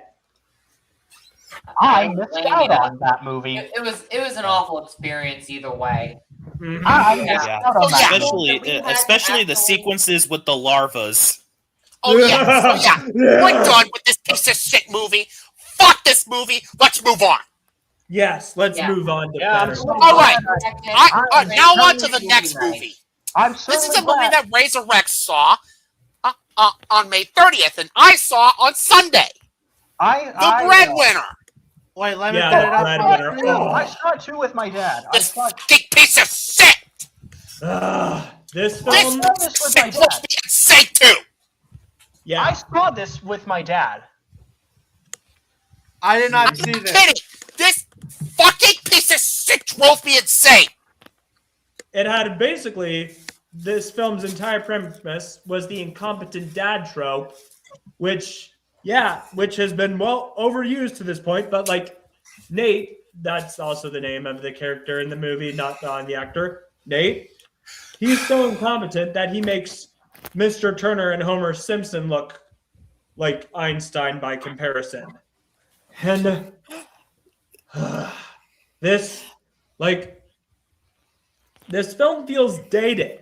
Like, it feels like the movie was like meant for like, the 2000s or 2010s, which I wouldn't be shocked if it was one of those movies that was planned originally for those releases, but then got those decades, but then got released later. Like, there's literally a scene where Will Forte's character, which he's too good for this movie, he was wearing a PlayStation 2 shirt. It's not the 2000s anymore. Oh, wait a minute. This movie's released by Sony. I can see why. Yeah, but wouldn't it make more sense to have a shirt of the newest PlayStation console for product placement? Which actually, product placement, that leads me to something. This movie has product placement that cranked up to 11. Like, there's Walmart, KFC, Toyota, and a segment devoted to Shark Tank. Which, now look, I get movies rely on brand deals to to cover cost, but this, they could do it more subtly. Yeah. By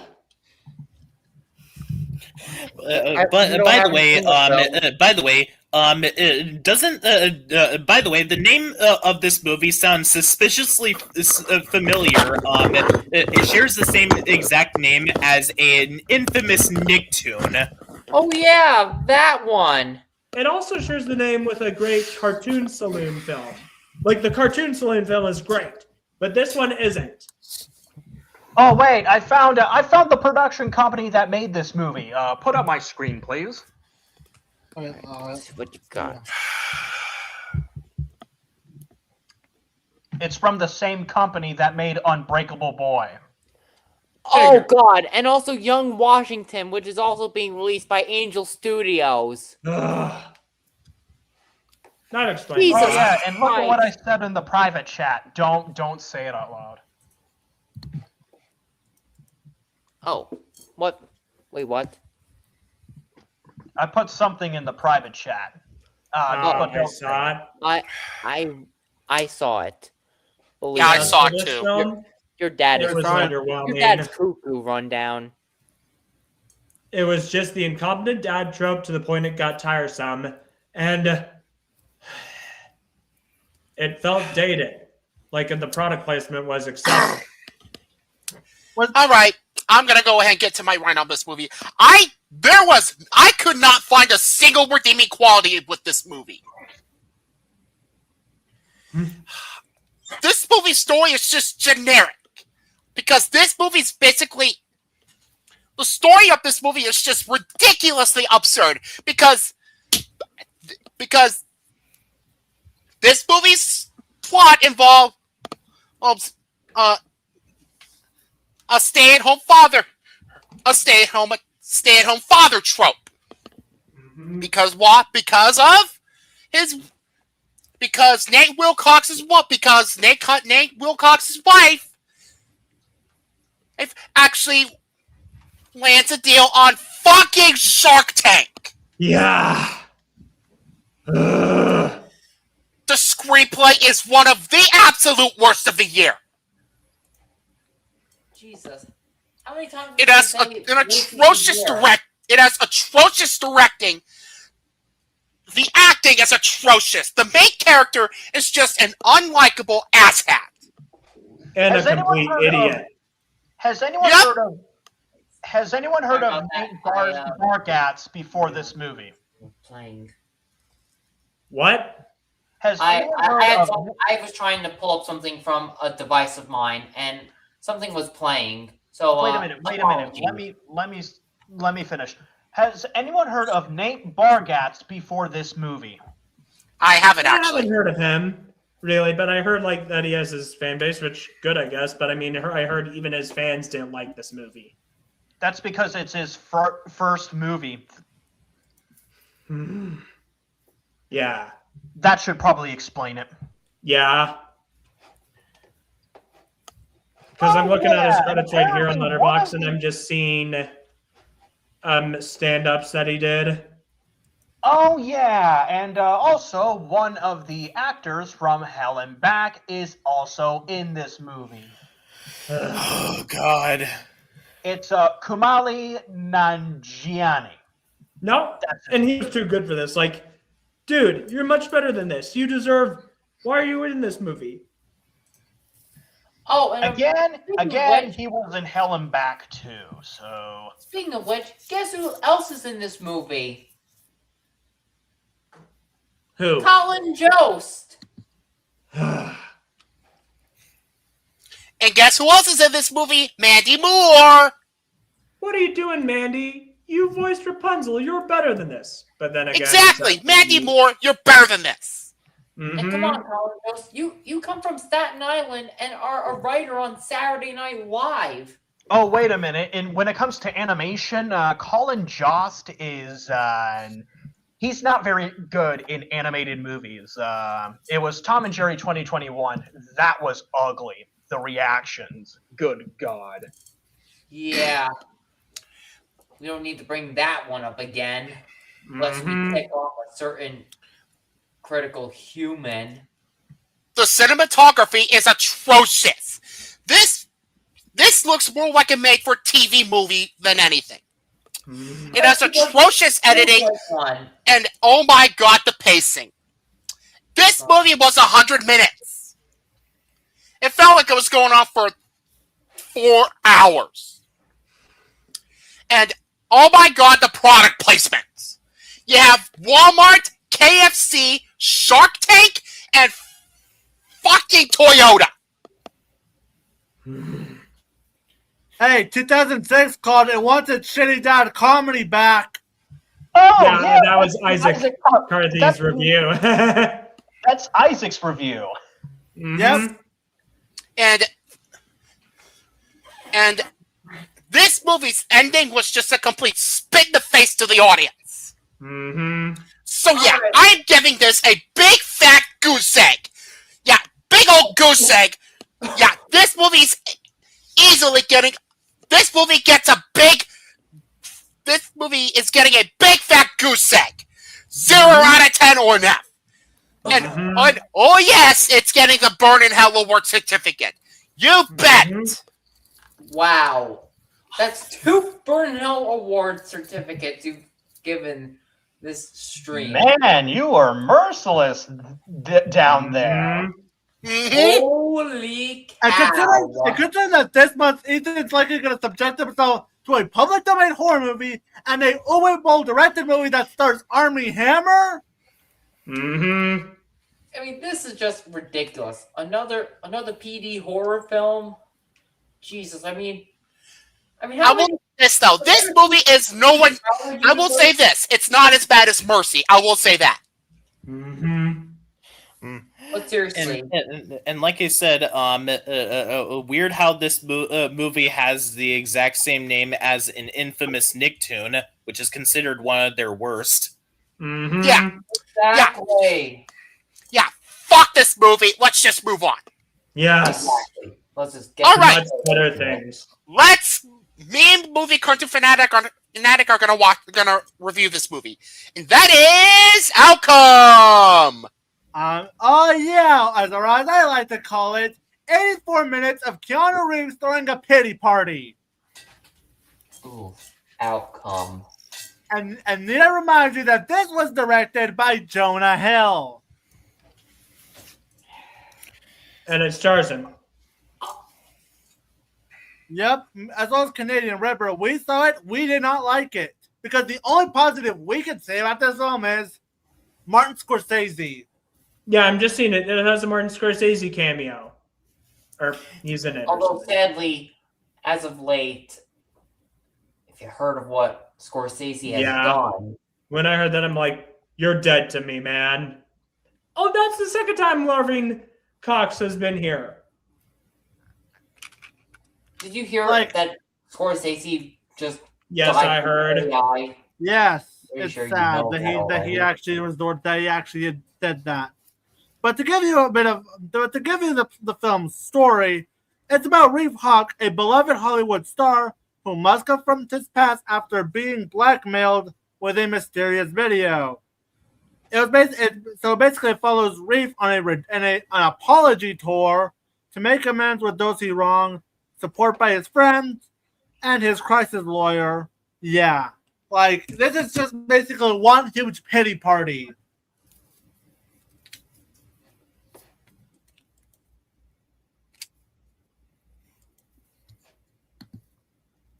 Oh yeah, I remember Alan Gregory. Yeah, and this film was and the entire plot was completely pointless. So yeah, I did not like this film whatsoever. And neither did Ethan. thank you very much. Sorry Yeah, about that. folks, I hated this movie. The only two redeeming qualities I can give the movie are these. The cinematography is actually really good. And Martin Scorsese gives out a really good performance in this movie. That's it. Otherwise, this movie sucks. It has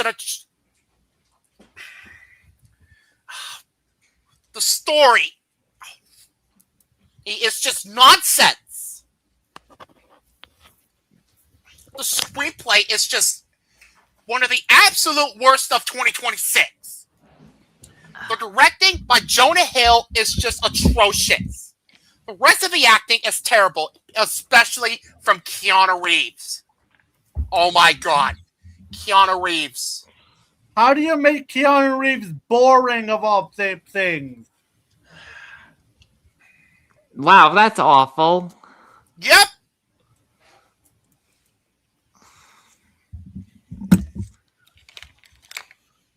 Oh boy. Sorry, The editing is all over the place, and oh, holy shit, the pacing.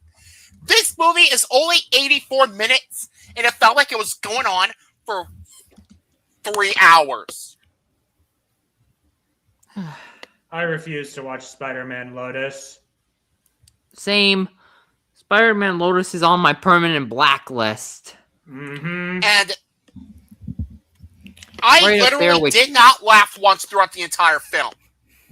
I was just watching this film bored out of my ass. If I were there, I would have probably called it United Passions level of boring.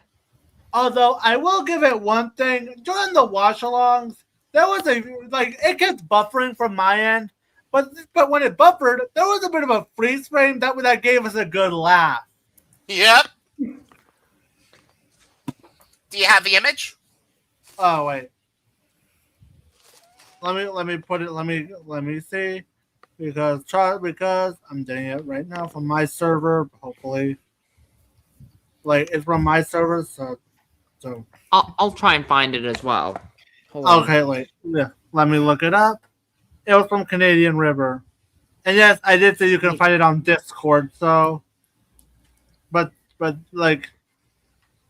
not kidding. It gave us this lovely little freeze frame when it happened.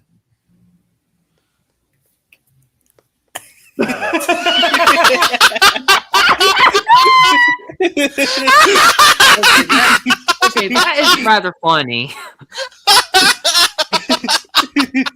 one of the most craziest moments to have a freeze frame buffer on. Hey, wait. Send it to the server. I want to do an outcome meme on my own. Don't worry, I'm gonna save this. I'm gonna try and oh my god! Like, I'll admit that did give us that, as boring as this movie was.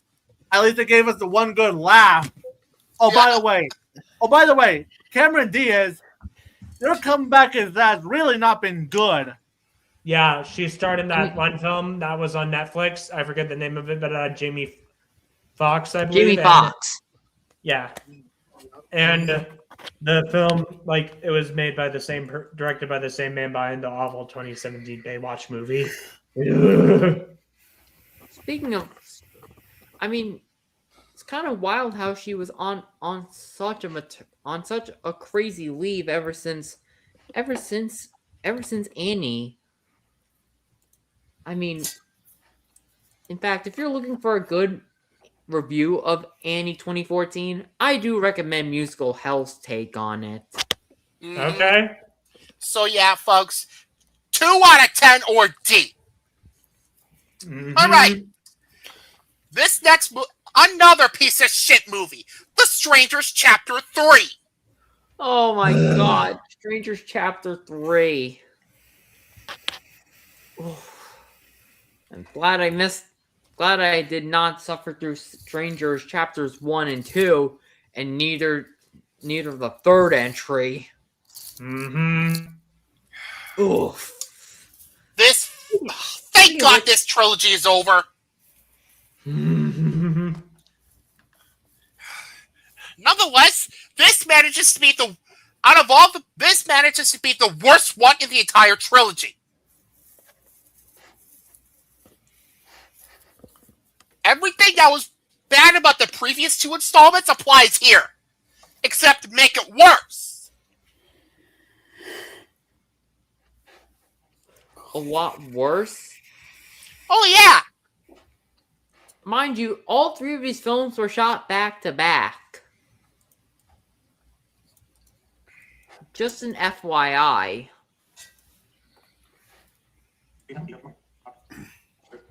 I mean, Wicked and Wicked for Good were shot back to back. Yeah. But yeah, I'm going to keep this short here. Everything in this movie is wrong. From the story, acting, cinematography, screenplay, scares, the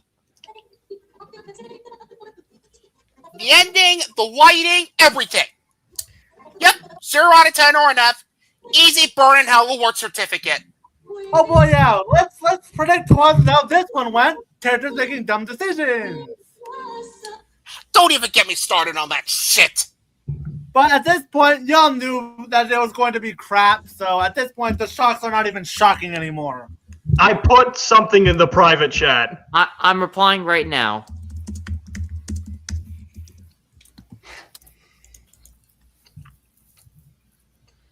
No. Oh God, no. I even said it myself. Oh hell no. Please no. And speaking of which, yeah, I'm done with this movie. Fuck this movie. Alright. Next one is Do Not Enter. Oh boy, one of two crap movies Lionsgate released at the beginning of the year. Okay, I saw that joke coming. Do not enter into this movie. Yeah, the only redeeming quality I can give the movie is at least the cinematography. I'm pretty sure other than that, it was bad. This film was just boring. Like, oh yeah, by the way, like the only part I actually gave a crap it's near the end of the film, but not in the way that it was just immersive. Like, no. There was a moment that actually gave us me and Ethan a good laugh. Yep. And of course, Canadian Ribbon's gonna get the screenshot on the ready because trust me, this this one gave us more laughs, most like outcome. The film was boring as well, but yeah, but this one gave us a good laugh. All right. Send it to me. Send it to me on Discord.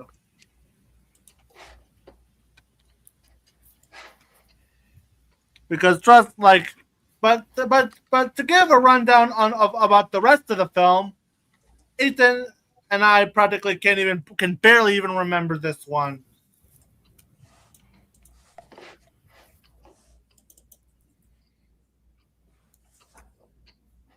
Do not enter. I need to look this one up. Oh, this. Oh, never heard of this film. Probably for the best. Oh god. Oh god. God damn it, Siri. Shut up. Didn't mean to tick Siri off. Speaking Oh of which, boy, like here's the part that gave us a big ass laugh. Like, get ready.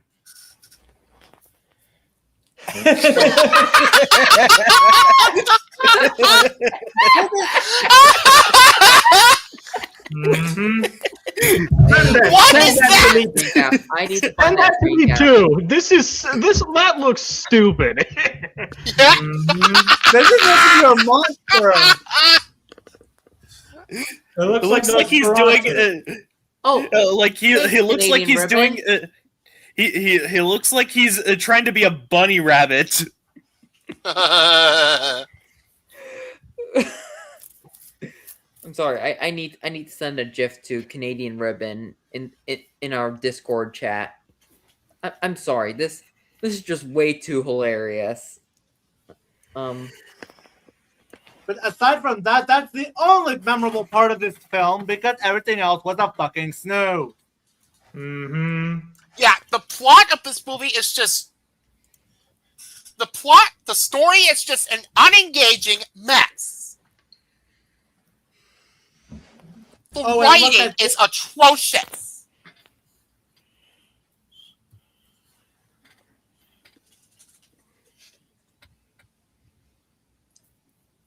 Ouch.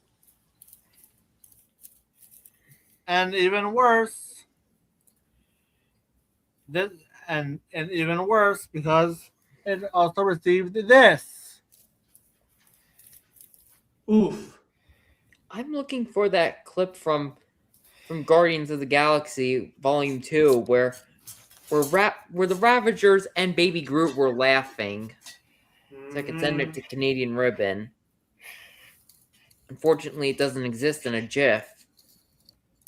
So I'll just have to send him the actual video.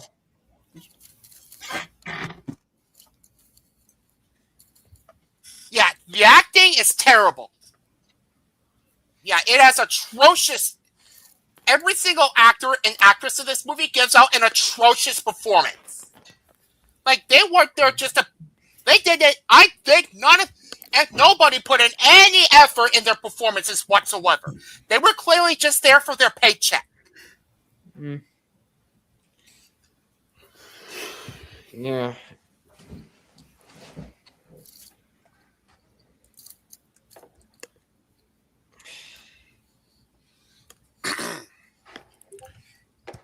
The editing is all over the place, and dear God, the pacing. This movie was unbelievably boring.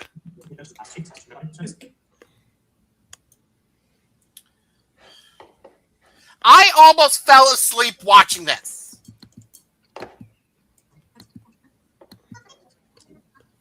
The creature design looked absolutely atrocious. And this movie's ending, it was nothing more than just a what the fuck ending.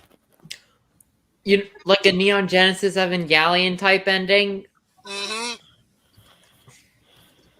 So yeah, folks, 1 out of 10 or a D minus.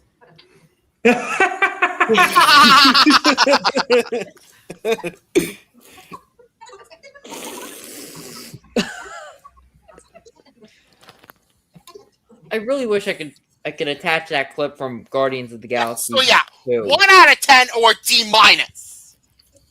Canadian Red Band, we're gonna save that until June because that's when we watched it. So they did that. Yeah. Speaking of movies from this year, have we even talked about Anaconda yet? No. That was 2025.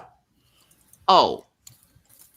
But that was 2025. There was a mockbuster of Anaconda released from our old friends at the Asylum, but I've not seen it because it's an Asylum movie. But yeah, yeah, we're not going to be talking about Desert Warrior until June. I mean July. The same reason as to why we're not going to be talking about the Amazing Digital Circus: The Last Act, which I haven't seen yet, until July. Yes.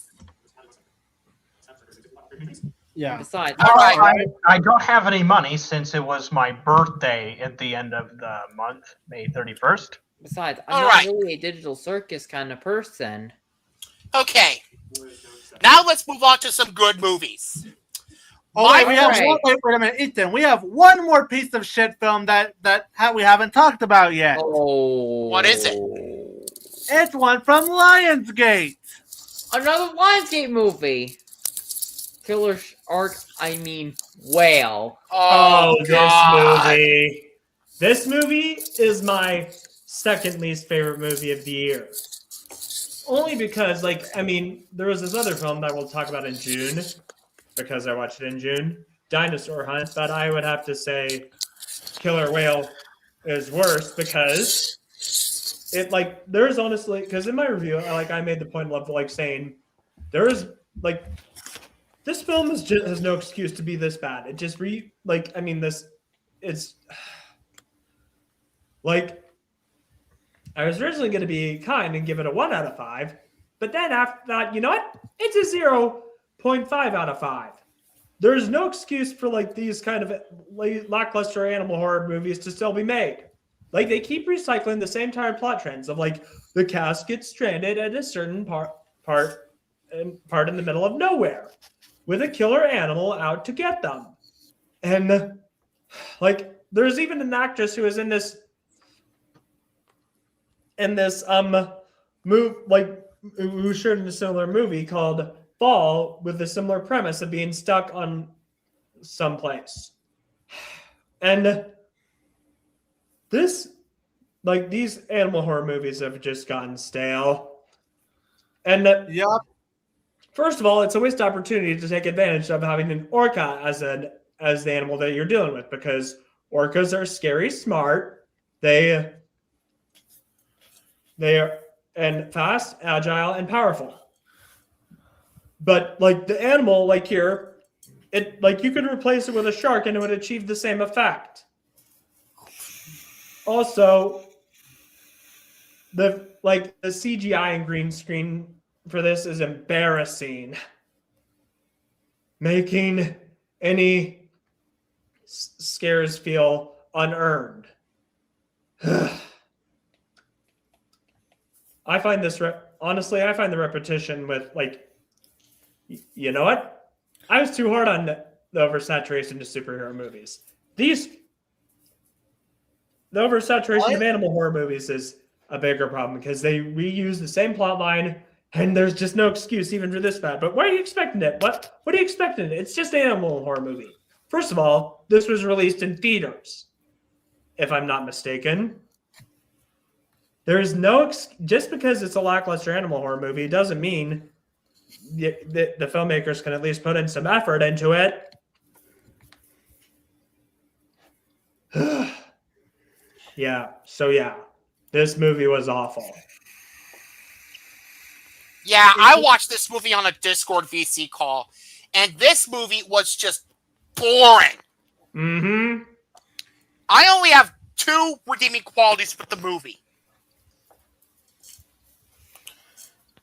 That being the musical score and the cinematography. That's it. Mm-hmm.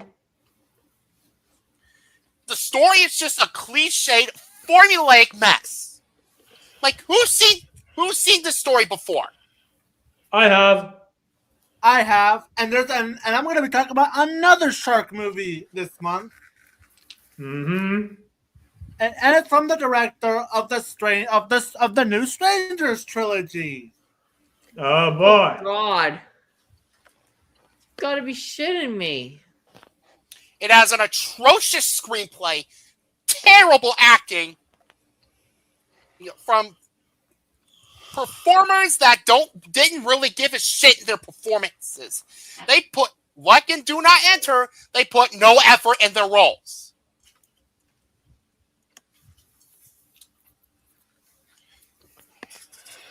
And Razor Rex, do you want to tell us a scene in the movie?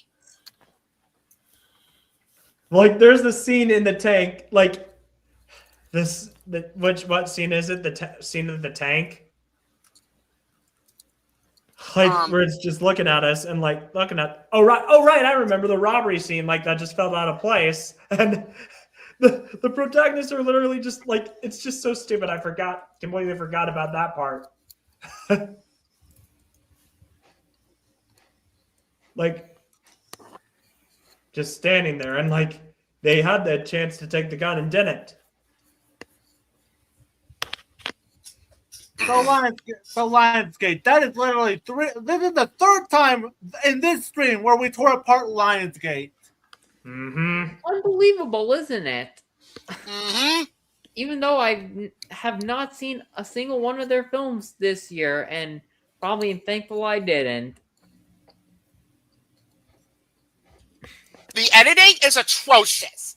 The pacing is just all over the place. Because this movie is really boring. Mm-hmm. And I'm guessing the ending can go F itself, right? Yep. Mm-hmm. What an insult to the audience.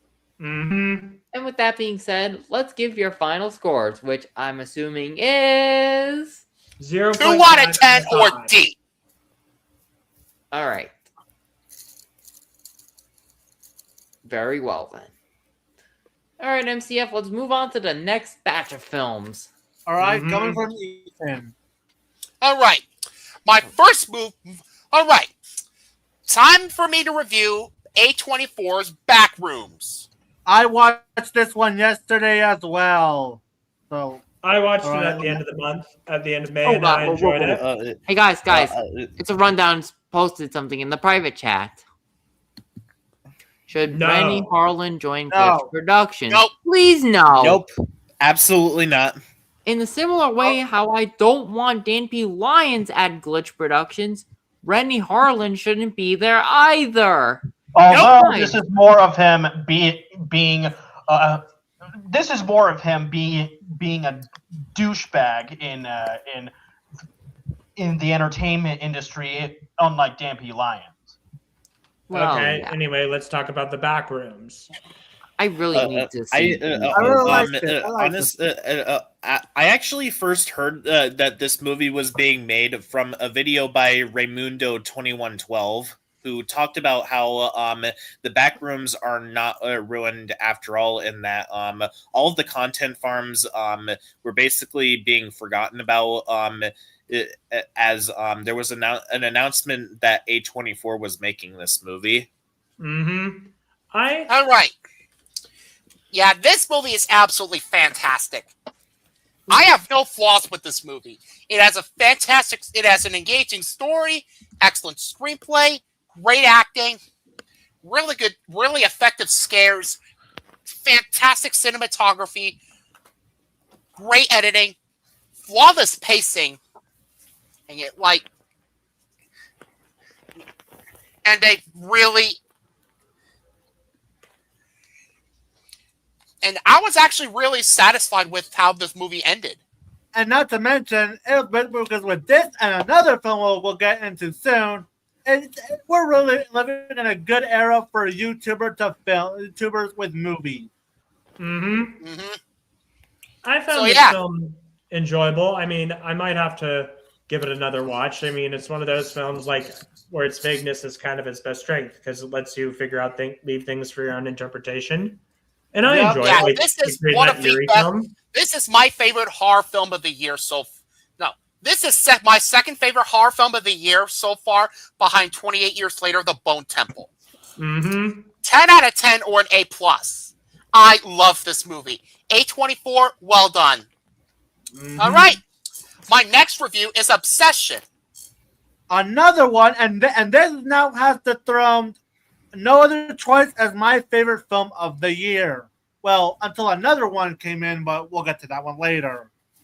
I actually first heard about this movie through an orb quest that I played on Discord.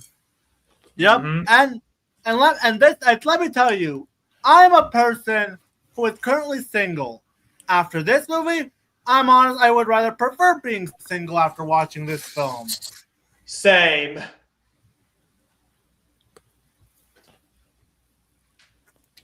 Yeah, another flawless movie. In terms of storytelling, screenplay, acting,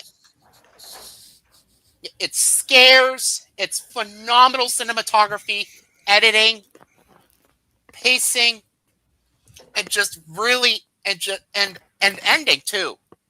Yeah, like to put it lightly, if you want to make your own interpretation of it, it's one of those. It's yet another story revolving around making a wish, but it soon becomes a disaster for pretty much both parties involved. Yep. I'm going to give this a 10 out of 10 or an A+. I thought this film was certainly raised the bar for Blumhouse films. Yeah, Blumhouse. Yeah, Blumhouse actually did redeem themselves this year. Mm-hmm. Yeah, and it was nice to see a YouTuber from Curry Baker actually make a movie, which he went from a movie called Milk and Cereal from 2024 and now to this film. Yep. As I said, with Backrooms, Iron Luck, The Amazing Digital Circus, and as well as this has been a pretty damn good year for YouTubers to film. Mm-hmm. Yep. Yeah. All right. And honestly, it's honestly, I'm glad that the Amazing Digital Circus, The Last Act, actually got to be released in theaters, considering the fact that a super progressive movie is not worthy of a theatrical release. And yet somehow that was somehow based on a web series by Pauline Hanson called Please Explain. Mm-hmm. Fun fact there. All right. My next review is my favorite film of the year so far, The Sheep Detectives. Oh yeah, I love this movie. This was my second favorite movie of the year. This movie, okay. First off, if anyone at Illumination has seen this, the fact that this movie was given to us by Kyle Balda, the guy behind some of the Minions movies and Despicable Me 3. Seriously, let him cook. Let him do it. Give him full creative control. Yep.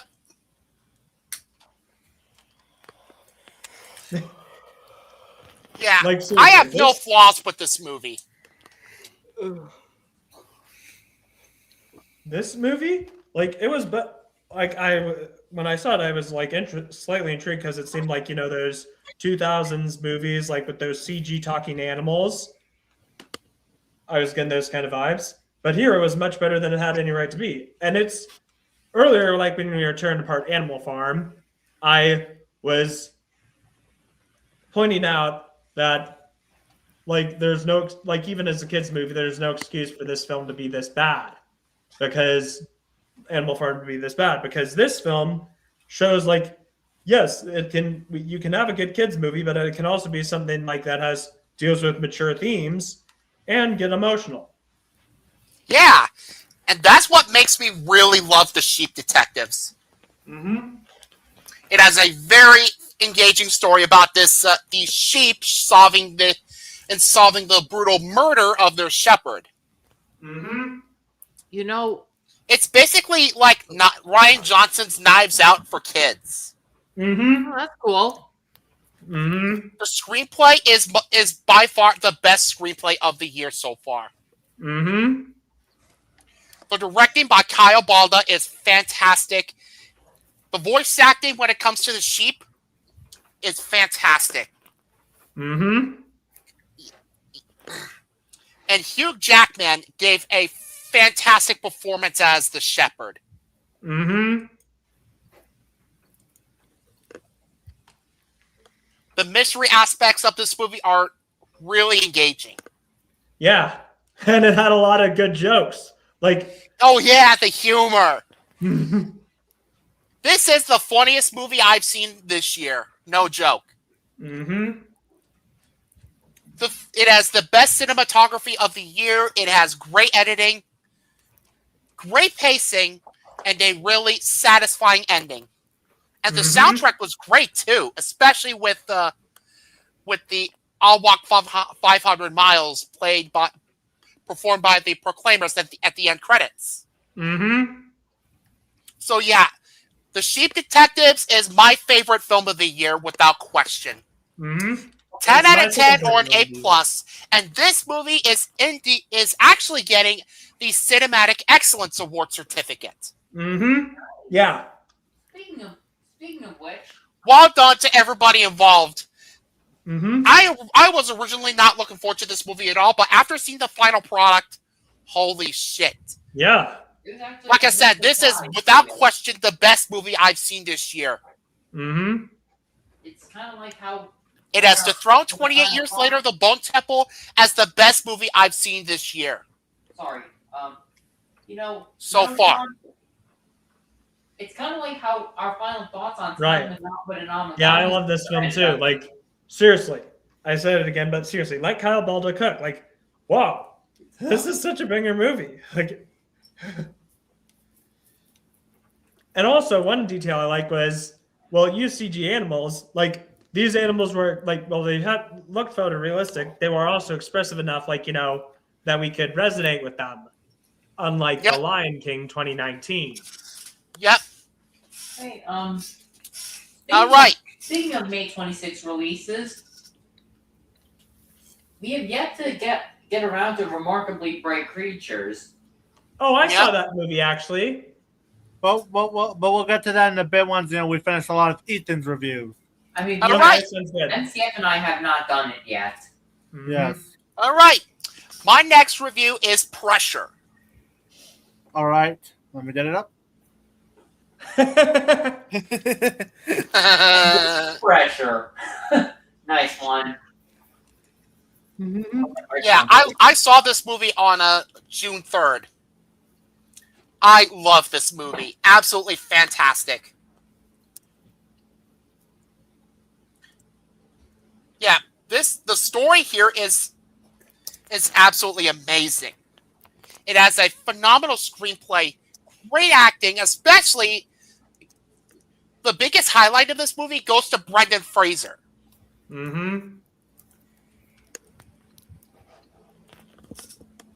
He was amazing in this movie. Absolutely phenomenal.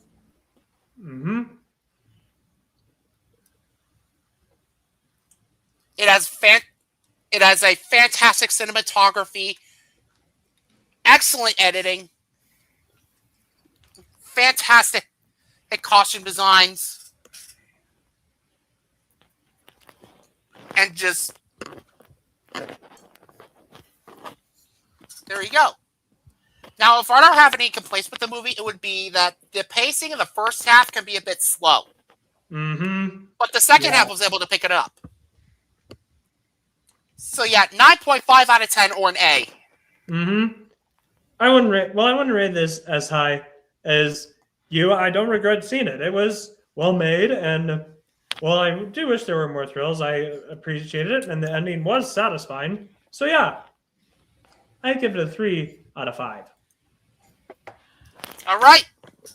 My next review is Mortal Kombat 2.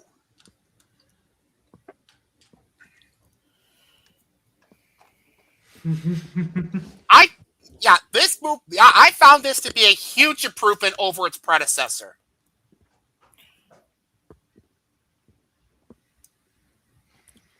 In terms of action, acting, storytelling, screenplay, cinematography, editing, pacing, costume designs, visual effects.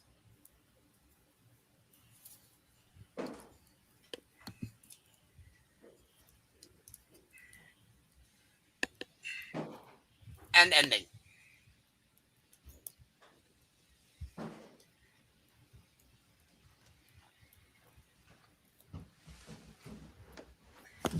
And not to mention, Johnny Cage is here.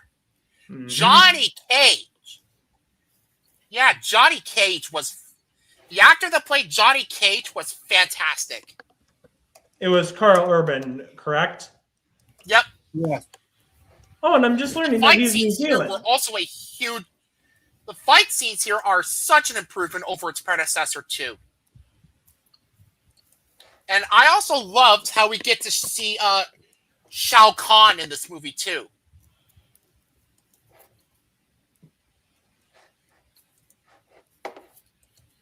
I also love the Katana's character arc in this movie too. And we also get really good character development from Baraka.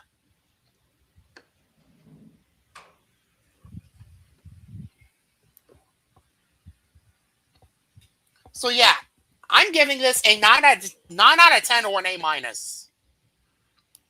All right. My next review is The Devil Wears Prada 2.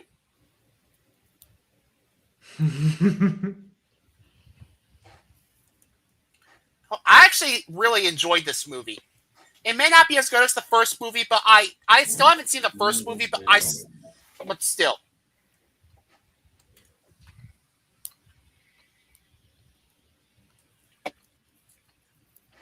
The movie story here is actually a really worthy follow-up to its predecessor. The screenplay was really well written. It has solid performances from Anne Hathaway, Meryl Streep, and others. It's nicely shot, it's well edited, and this movie's ending it has a really good ending. Now, if I were to have any problems with the movie,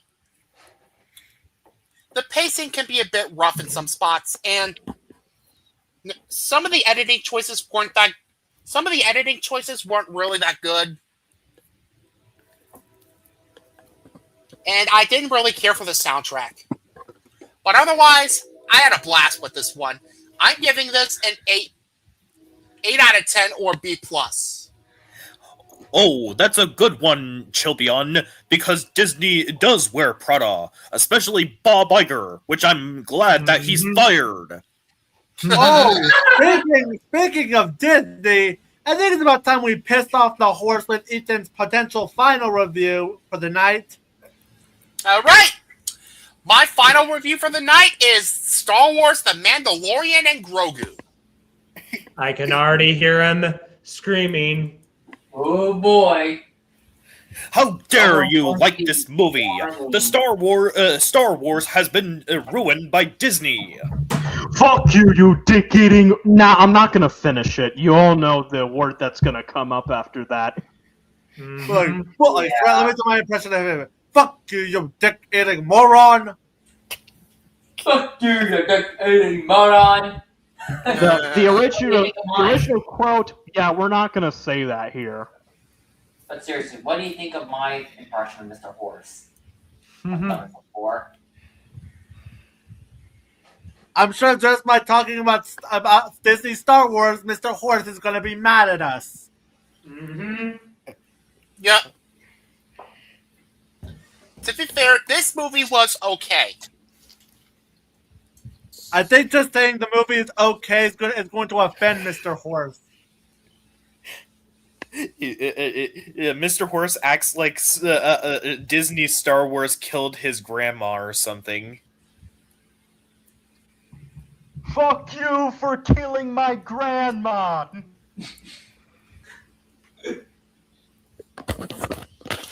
Alright. This movie has really good performances, especially from Martin Scorsese. And I actually did like most of the visual effects and CGI.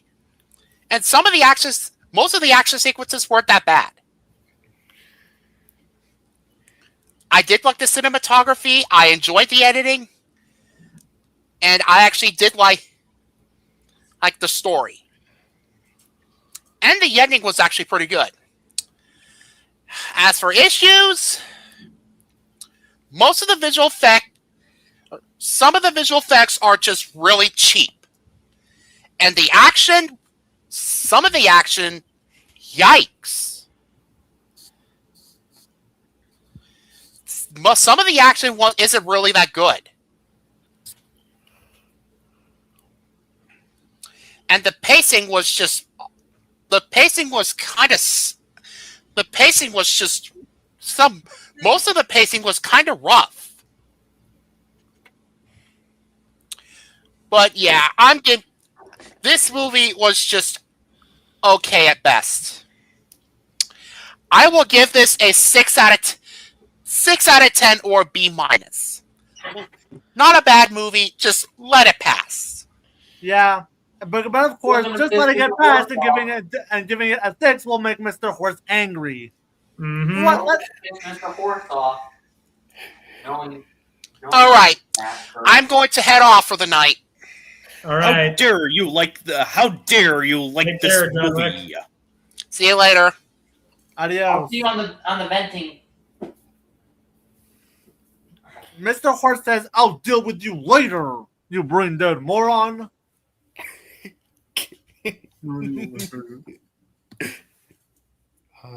All right. So now that leaves us with the rest of what we saw. Next one up from Razor and I is Hokum. Yep. This so far is my favorite film of the year. First of all, like, it has a special place in my heart because, see, I have distant Irish ancestry, and it's centered around Irish folklore. And it resonated with me because I'm an aspiring writer, and the main protagonist is a writer. And first of all, let me just say, like, the production was really good, and Adam Scott gives a great performance. Like, he normally does comedy movies, but he shows like he has range. And let me just say, this movie was creepy. Like, it did freak me out. Like, Yeah, it would like- mess with your mind, like what was real and what wasn't, and then you would later find out. Towards the end, you find out. What Or else when do you we say- get from the director of Oddity? Yep. I mean, that was a similar viewing experience that we had while we were watching Perfect Blue. Mm-hmm. Yeah, I'm gonna have to watch Perfect Blue again, but also the cinematography was good, and the film, while it had a small cast, it utilized them well, but what really elevated this movie for me was the ending. It elevated me, and I liked how it dealt with trauma, and overcoming it. Unlike some movies, yeah, I take issue with Smile with how it deals with trauma, like saying you're stuck with trauma.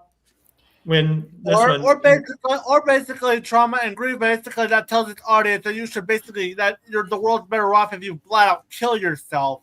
Yeah, that was an issue I had. Yeah, this. Yeah, this was definitely my favorite movie of the year. Yep. Next one up is a film that me, Sean, and Matthew watched on Discord, and it's a film called Scarlet. Oh yeah. This film, it was one of his weaker works, but I haven't lost faith in him. I really did not like this movie. I can understand. I sit in the middle. Compared to both children, quite frankly. Yeah. I find it okay. Yeah, I mean, so this film came from the mind who gave us movies like Wolf Children and Belle. And before we talk about this film, let's get a bit of history of this film, because this movie was originally supposed to release in theaters back in last year, and it was supposed to release by Columbia, But then one of Sony's subsidiaries. over and released under the Sony Pictures Classics label instead. Yep. Although it was able to get The copy I've seen from Toons Hub happened to be a Columbia Pictures print. Still happened to be a standard Columbia Pictures print. Oh, and did I not forget to tell you that the English dub does not have proper closed captions? Well, anyway, I will give credit where it's due. The animation is passable, and it has a premise that could work. From what I gathered, it's also runs heavily with Hamlet with even a few characters sharing similar names.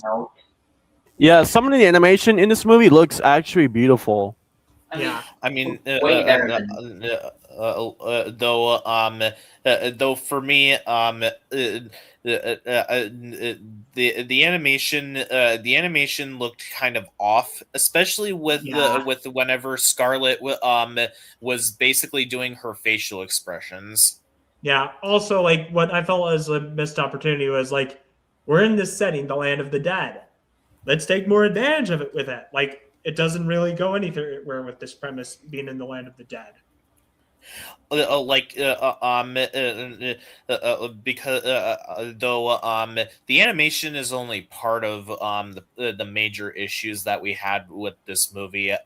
So you know, uh, while this movie did not make me as mad as Ryan the Last Dragon, primarily because of the fact that that movie had a message that really rubbed me the wrong way personally. I could see this movie's message rubbing others the wrong way personally, because what this movie is basically telling its audience is that if you lost a family member, you should just get over it because it happened years ago.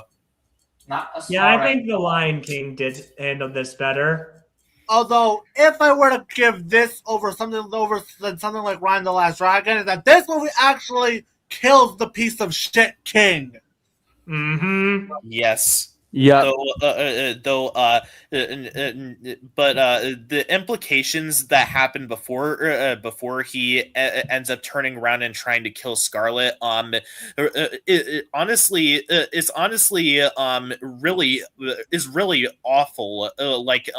They're basically going all like, oh, you should just forgive the king for what he did to you, and Scarlet was about to go through with it, and given that she is the victim of what happened to her father, this just makes things it puts this in a really in a position where there are very unfortunate implications behind this.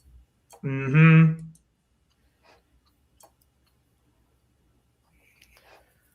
Yeah. Right. And even then, there are other problems with this movie. Like the guy that Scarlett is paired up with throughout the entire film, does some very stupid things, like approaching these henchmen of the king who are attacking these Egyptians, and guess what? He ends up getting attacked himself. So not as stupid as the characters in the Island of Giant Insects. Most definitely, but he still does things that make you he still does things to the does stupid things to the point where he ends up getting killed off at the end of the movie. But that was kind of a long time coming, because none of this would have happened if he didn't charge in without thinking about the consequences of this. Even in the flashback that we see in this movie, he basically got in front of someone who had a knife.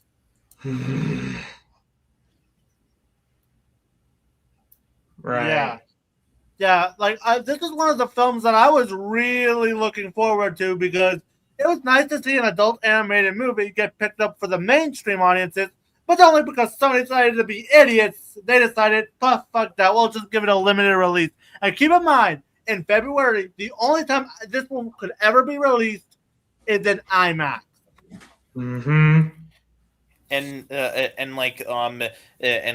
implications at the end of this movie are pretty terrifying, because the idea that Scarlet was wanting to die after everything that she was put through just gave me these icky feelings. Like, you want to sure, she gets a happy ending, but do you want to know what else had these implications and also had a happy ending despite being hated? One course meal from SpongeBob. Oh yeah, that episode. God, I'm glad I never got traumatized by it, that's for sure.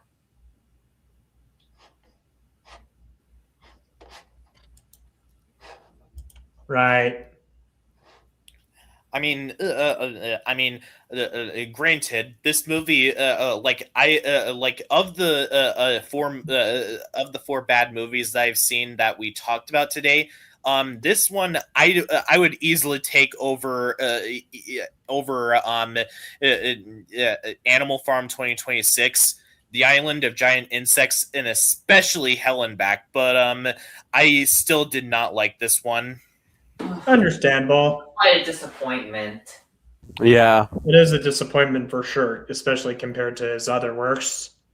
Yeah, I hear better luck next time, Mamoru Hosoda, because You haven't disappointed me yet. Like, I'm not questioning you. Like, you haven't. I'm not questioning you like Andy with Andy Serkis. I hope your next film can be better. Mm-hmm. I hope you could do better with your next film, Mr. Hosoda. Yeah,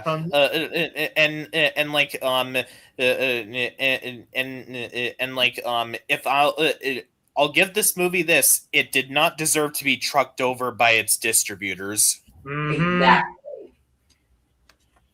That's the All right. 1 I'm giving this one. Yep. Getting screwed by its distributors certainly was unwarranted indeed. Yep. Yep. Next film up. Oh my god, this guy cannot go away. Who? John motherfucking Lasseter. Oh yeah, that guy. Right. Dude, John Lasseter, just please retire. I didn't like the bother movie. with this. I like the movie, but John Lasseter, just stop. Yep. Exactly. But let's put aside our disdain for this fuckhead. Because as for the film itself, yeah, it's pretty fucking mid.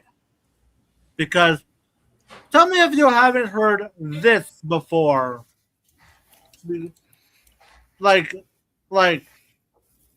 about a small woodland creature and a majestic bird who accidentally switch bodies and must work together to survive and find a way to switch back. Have we heard this premise before? I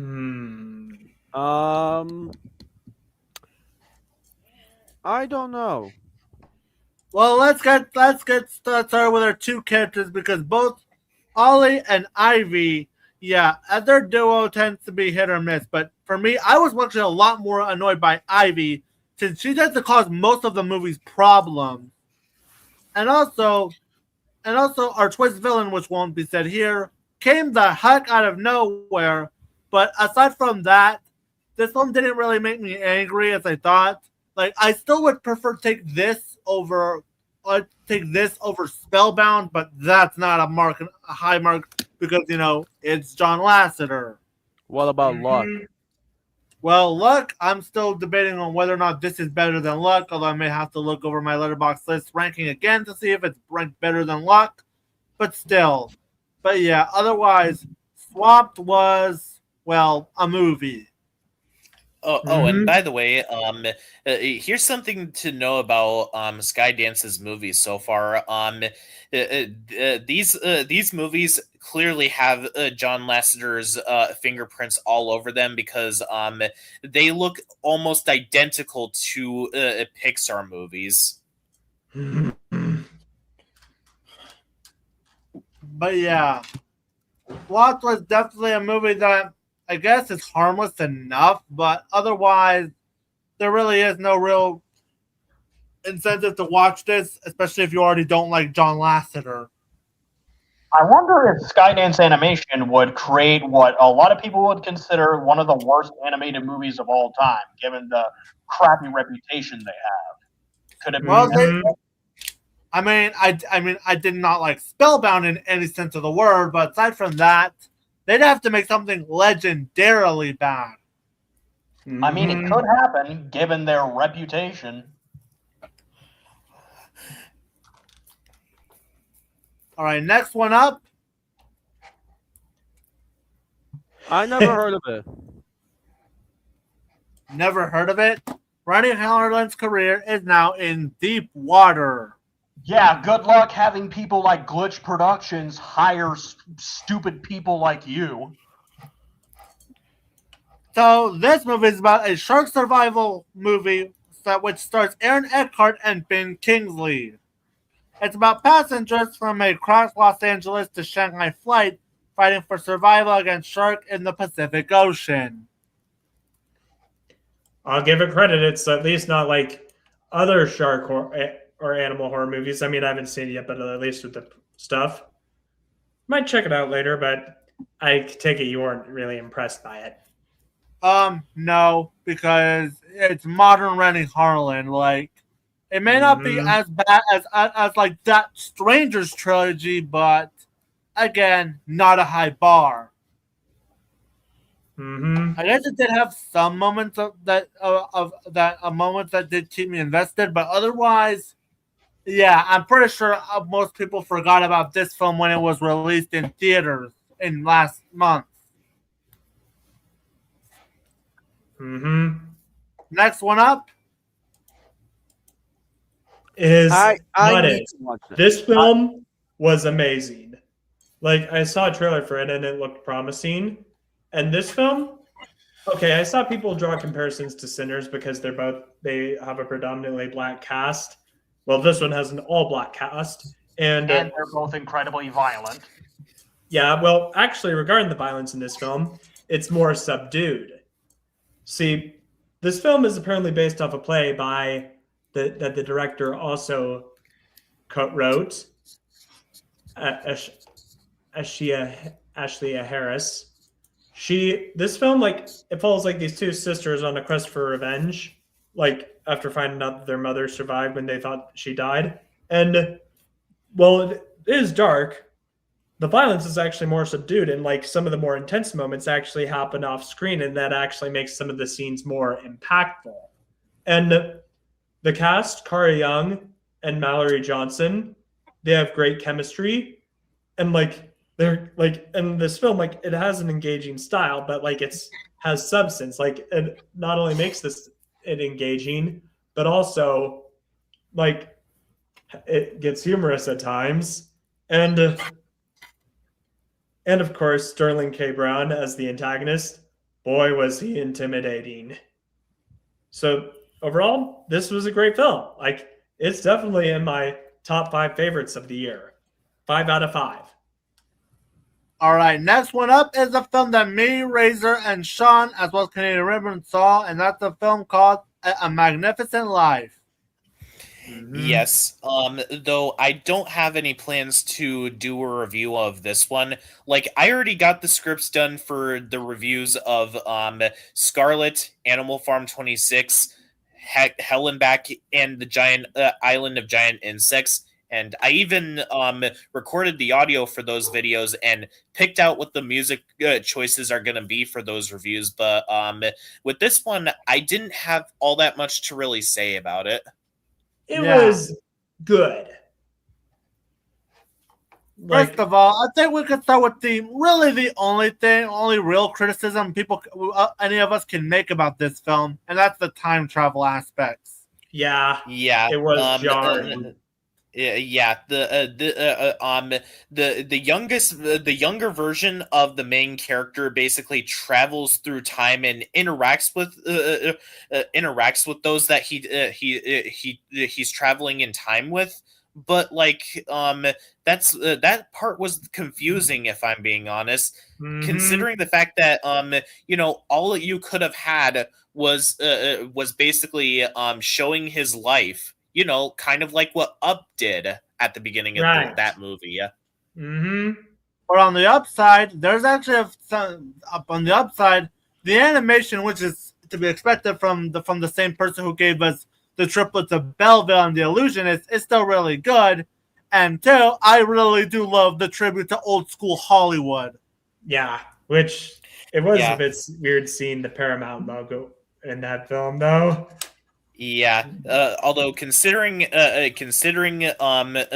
what Paramount has been turned into, you have a different experience with this movie. Yeah, like something is that we tend to be a sucker to movies that pay tribute to old school filmmaking. I I wish I was there for the whole thing. Boy, did I I watched miss the whole thing right, later right in my a- own time, right like the a parts that I lot. missed. Yep. So yeah, that's really all we could say for A Magnificent Life, the third animated film from Sylvia and Chomei. Yeah, it was okay for me. All right, next one up is from Razor. Oh yeah, this film. My This film was quite a ride. Like, it was probably good that I went in blind because what I like about it. And first off, let me just say that Don Cheadle. He was unrecognizable in this movie. Like, I didn't realize that was John Cheadle's character until later. But like, well, why does he sound so familiar? Then at me. But anyway, this film, it follows a group of young women shoplifting stores, like in a radical act of defiance and slowing their own. And like, it was quite a ride. Like, it first off starts grounded, but then it goes off the rails, and I mean that in the best possible way. But like, and that's as far as I'll go. The film, like, it satirizes capitalists and like the fashion industry, and it's visually appealing, and the cast have great chemistry, and it's pretty funny. So yeah, like whenever I hear people complain about modern movies, like there's no original movies anymore. It's just sequels and remakes. There are films like this. You just aren't watching them. But I digress. Anyway, this film is definitely something I enjoyed, and I'll definitely check out Boots Riley's other films. I need to check it out too. Yeah. What do you think, MCF? Same here. Should we watch this on a later date? Sure, why not? Maybe once it comes out on digital. Mm-hmm. Good call. Mm-hmm. Yeah. All right, So, yeah. next one up. So next one up is Giant. So here's one thing to note about this film. So long Sylvester- this. And no, we are not. And no, for the record, with that title, we are not making jokes. Oh, Yeah. boy. So don't expect the boxing movie. We're yeah, not, like do, not making yeah, any, do, yeah. not With that making any title, Gillespie jokes here. So, yeah, we apologize in advance. yeah, we are not making those jokes here. Right. And we All right. apologize in advance for this. Yes. Mhm. So this biographical sports drama is about British Yemeni boxing champion Prince Nassim Naz Hamed, focusing on the rise to fame and his relationship with his trainer Brendan Ingle. Yeah, like basically it explores themes of identity, racism, and the mentor-mentee bond. And yeah, and what you see is for the most part what you pretty much get out of this film. Like it's decent enough, I guess. Like if you've seen these kinds of films before, then well, Giant is yet another film to add to that list of boxing movies, as well as movies about the mentor and mentee bond. But with that being said, we are definitely not going to be making jokes about the witch. And again, we apologize in advance. Yeah. So yeah, that's it's been, and yeah, like the performances are good, are pretty damn good, and it explores Hamid's journey, the racism he faced, and the complex relationship with his trainer. Because yeah, otherwise this film is pretty much a film you would see only once, because there's not much I can really add to this. Next one up. Extremely Bright Creatures. This film is a new Remarkable comfort movie. creatures. And never thought I'd need Dr. Octopus voicing an actual octopus. Now, I haven't read the book of the same name, but it's well shot and is humorous, but also heartfelt. And it examines unresolved grief and the tension between self-imposed isolation and the longing for freedom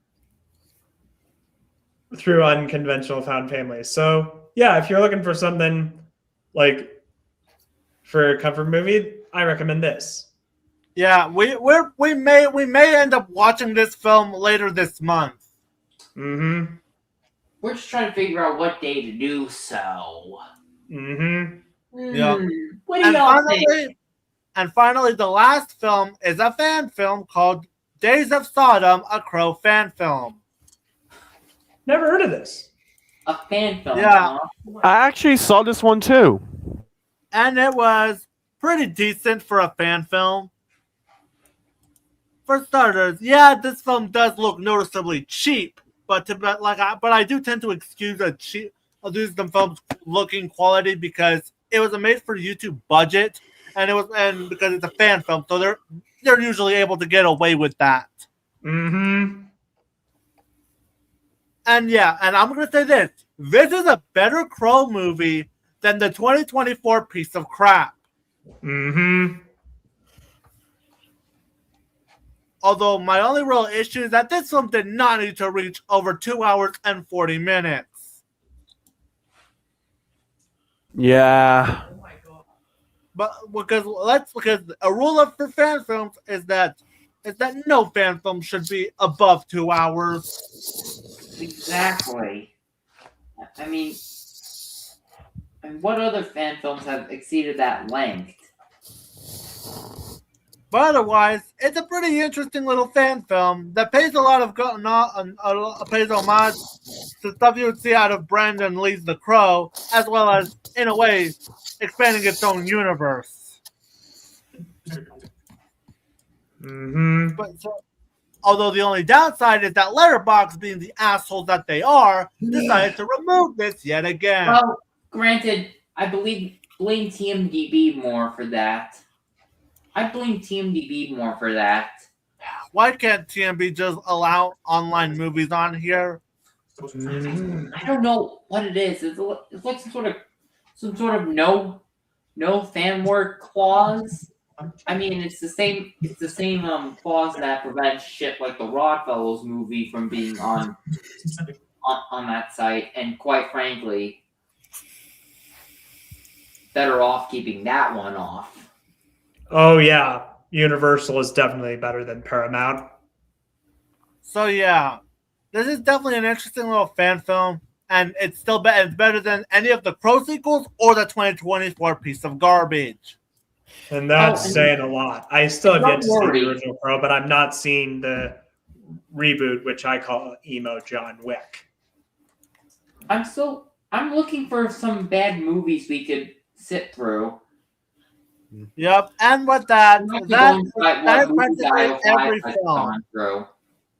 But yeah, like I mentioned a little bit ago, for my upcoming reviews on some of the movies being discussed in this particular stream, I already got the music choices all figured out, and I also got the audio recorded and edited. Don't worry. Yeah, and I've also gotten the Up Next bumpers done. Yeah, it's gonna be. Yeah, I am looking forward to you giving Animal Farm Helen back and the Island of Giant Insects a massive tearing. Mm-hmm. Oh yeah. Due to them, What Kid Rock did to music in the late 90s and early 2000s. I can't wait for it. Although until then, you guys in the audience have my reviews of a super progressive movie and Food Fight to look forward to. Oh boy! Yep. Yeah, I'm looking forward to a super offensive movie getting the tearing it so desperately deserves on Independence Day. And I still can't wait for Food Fights get teared apart for the millionth time already. Yeah, that's gonna be the first. That's gonna be the first review for October. Yep. With that out of the way, that ends every movie we saw in May. And stay tuned for July when we talk about the movies we saw in June, which include Disclosure Day, The Amazing Digital Circus: The Last Act, Supergirl, and Masters of the Universe. All right. And maybe Right. Toy Story 5 if any one of us even bothers to watch that. And Right. after that, and here's something you're going to see after that, we're going to do a bit something different because instead of just stapling the best and worst movies we saw in 2026 so far at the end of it, we're actually going to do a separate stream after it. Yep, halfway Sounds through. fun. Because, spoiler alert, we saw enough bad movies to make these kinds of lists. Mm-hmm. And so with that out of the way, see you until July and hopefully around this month when we talk about South Park.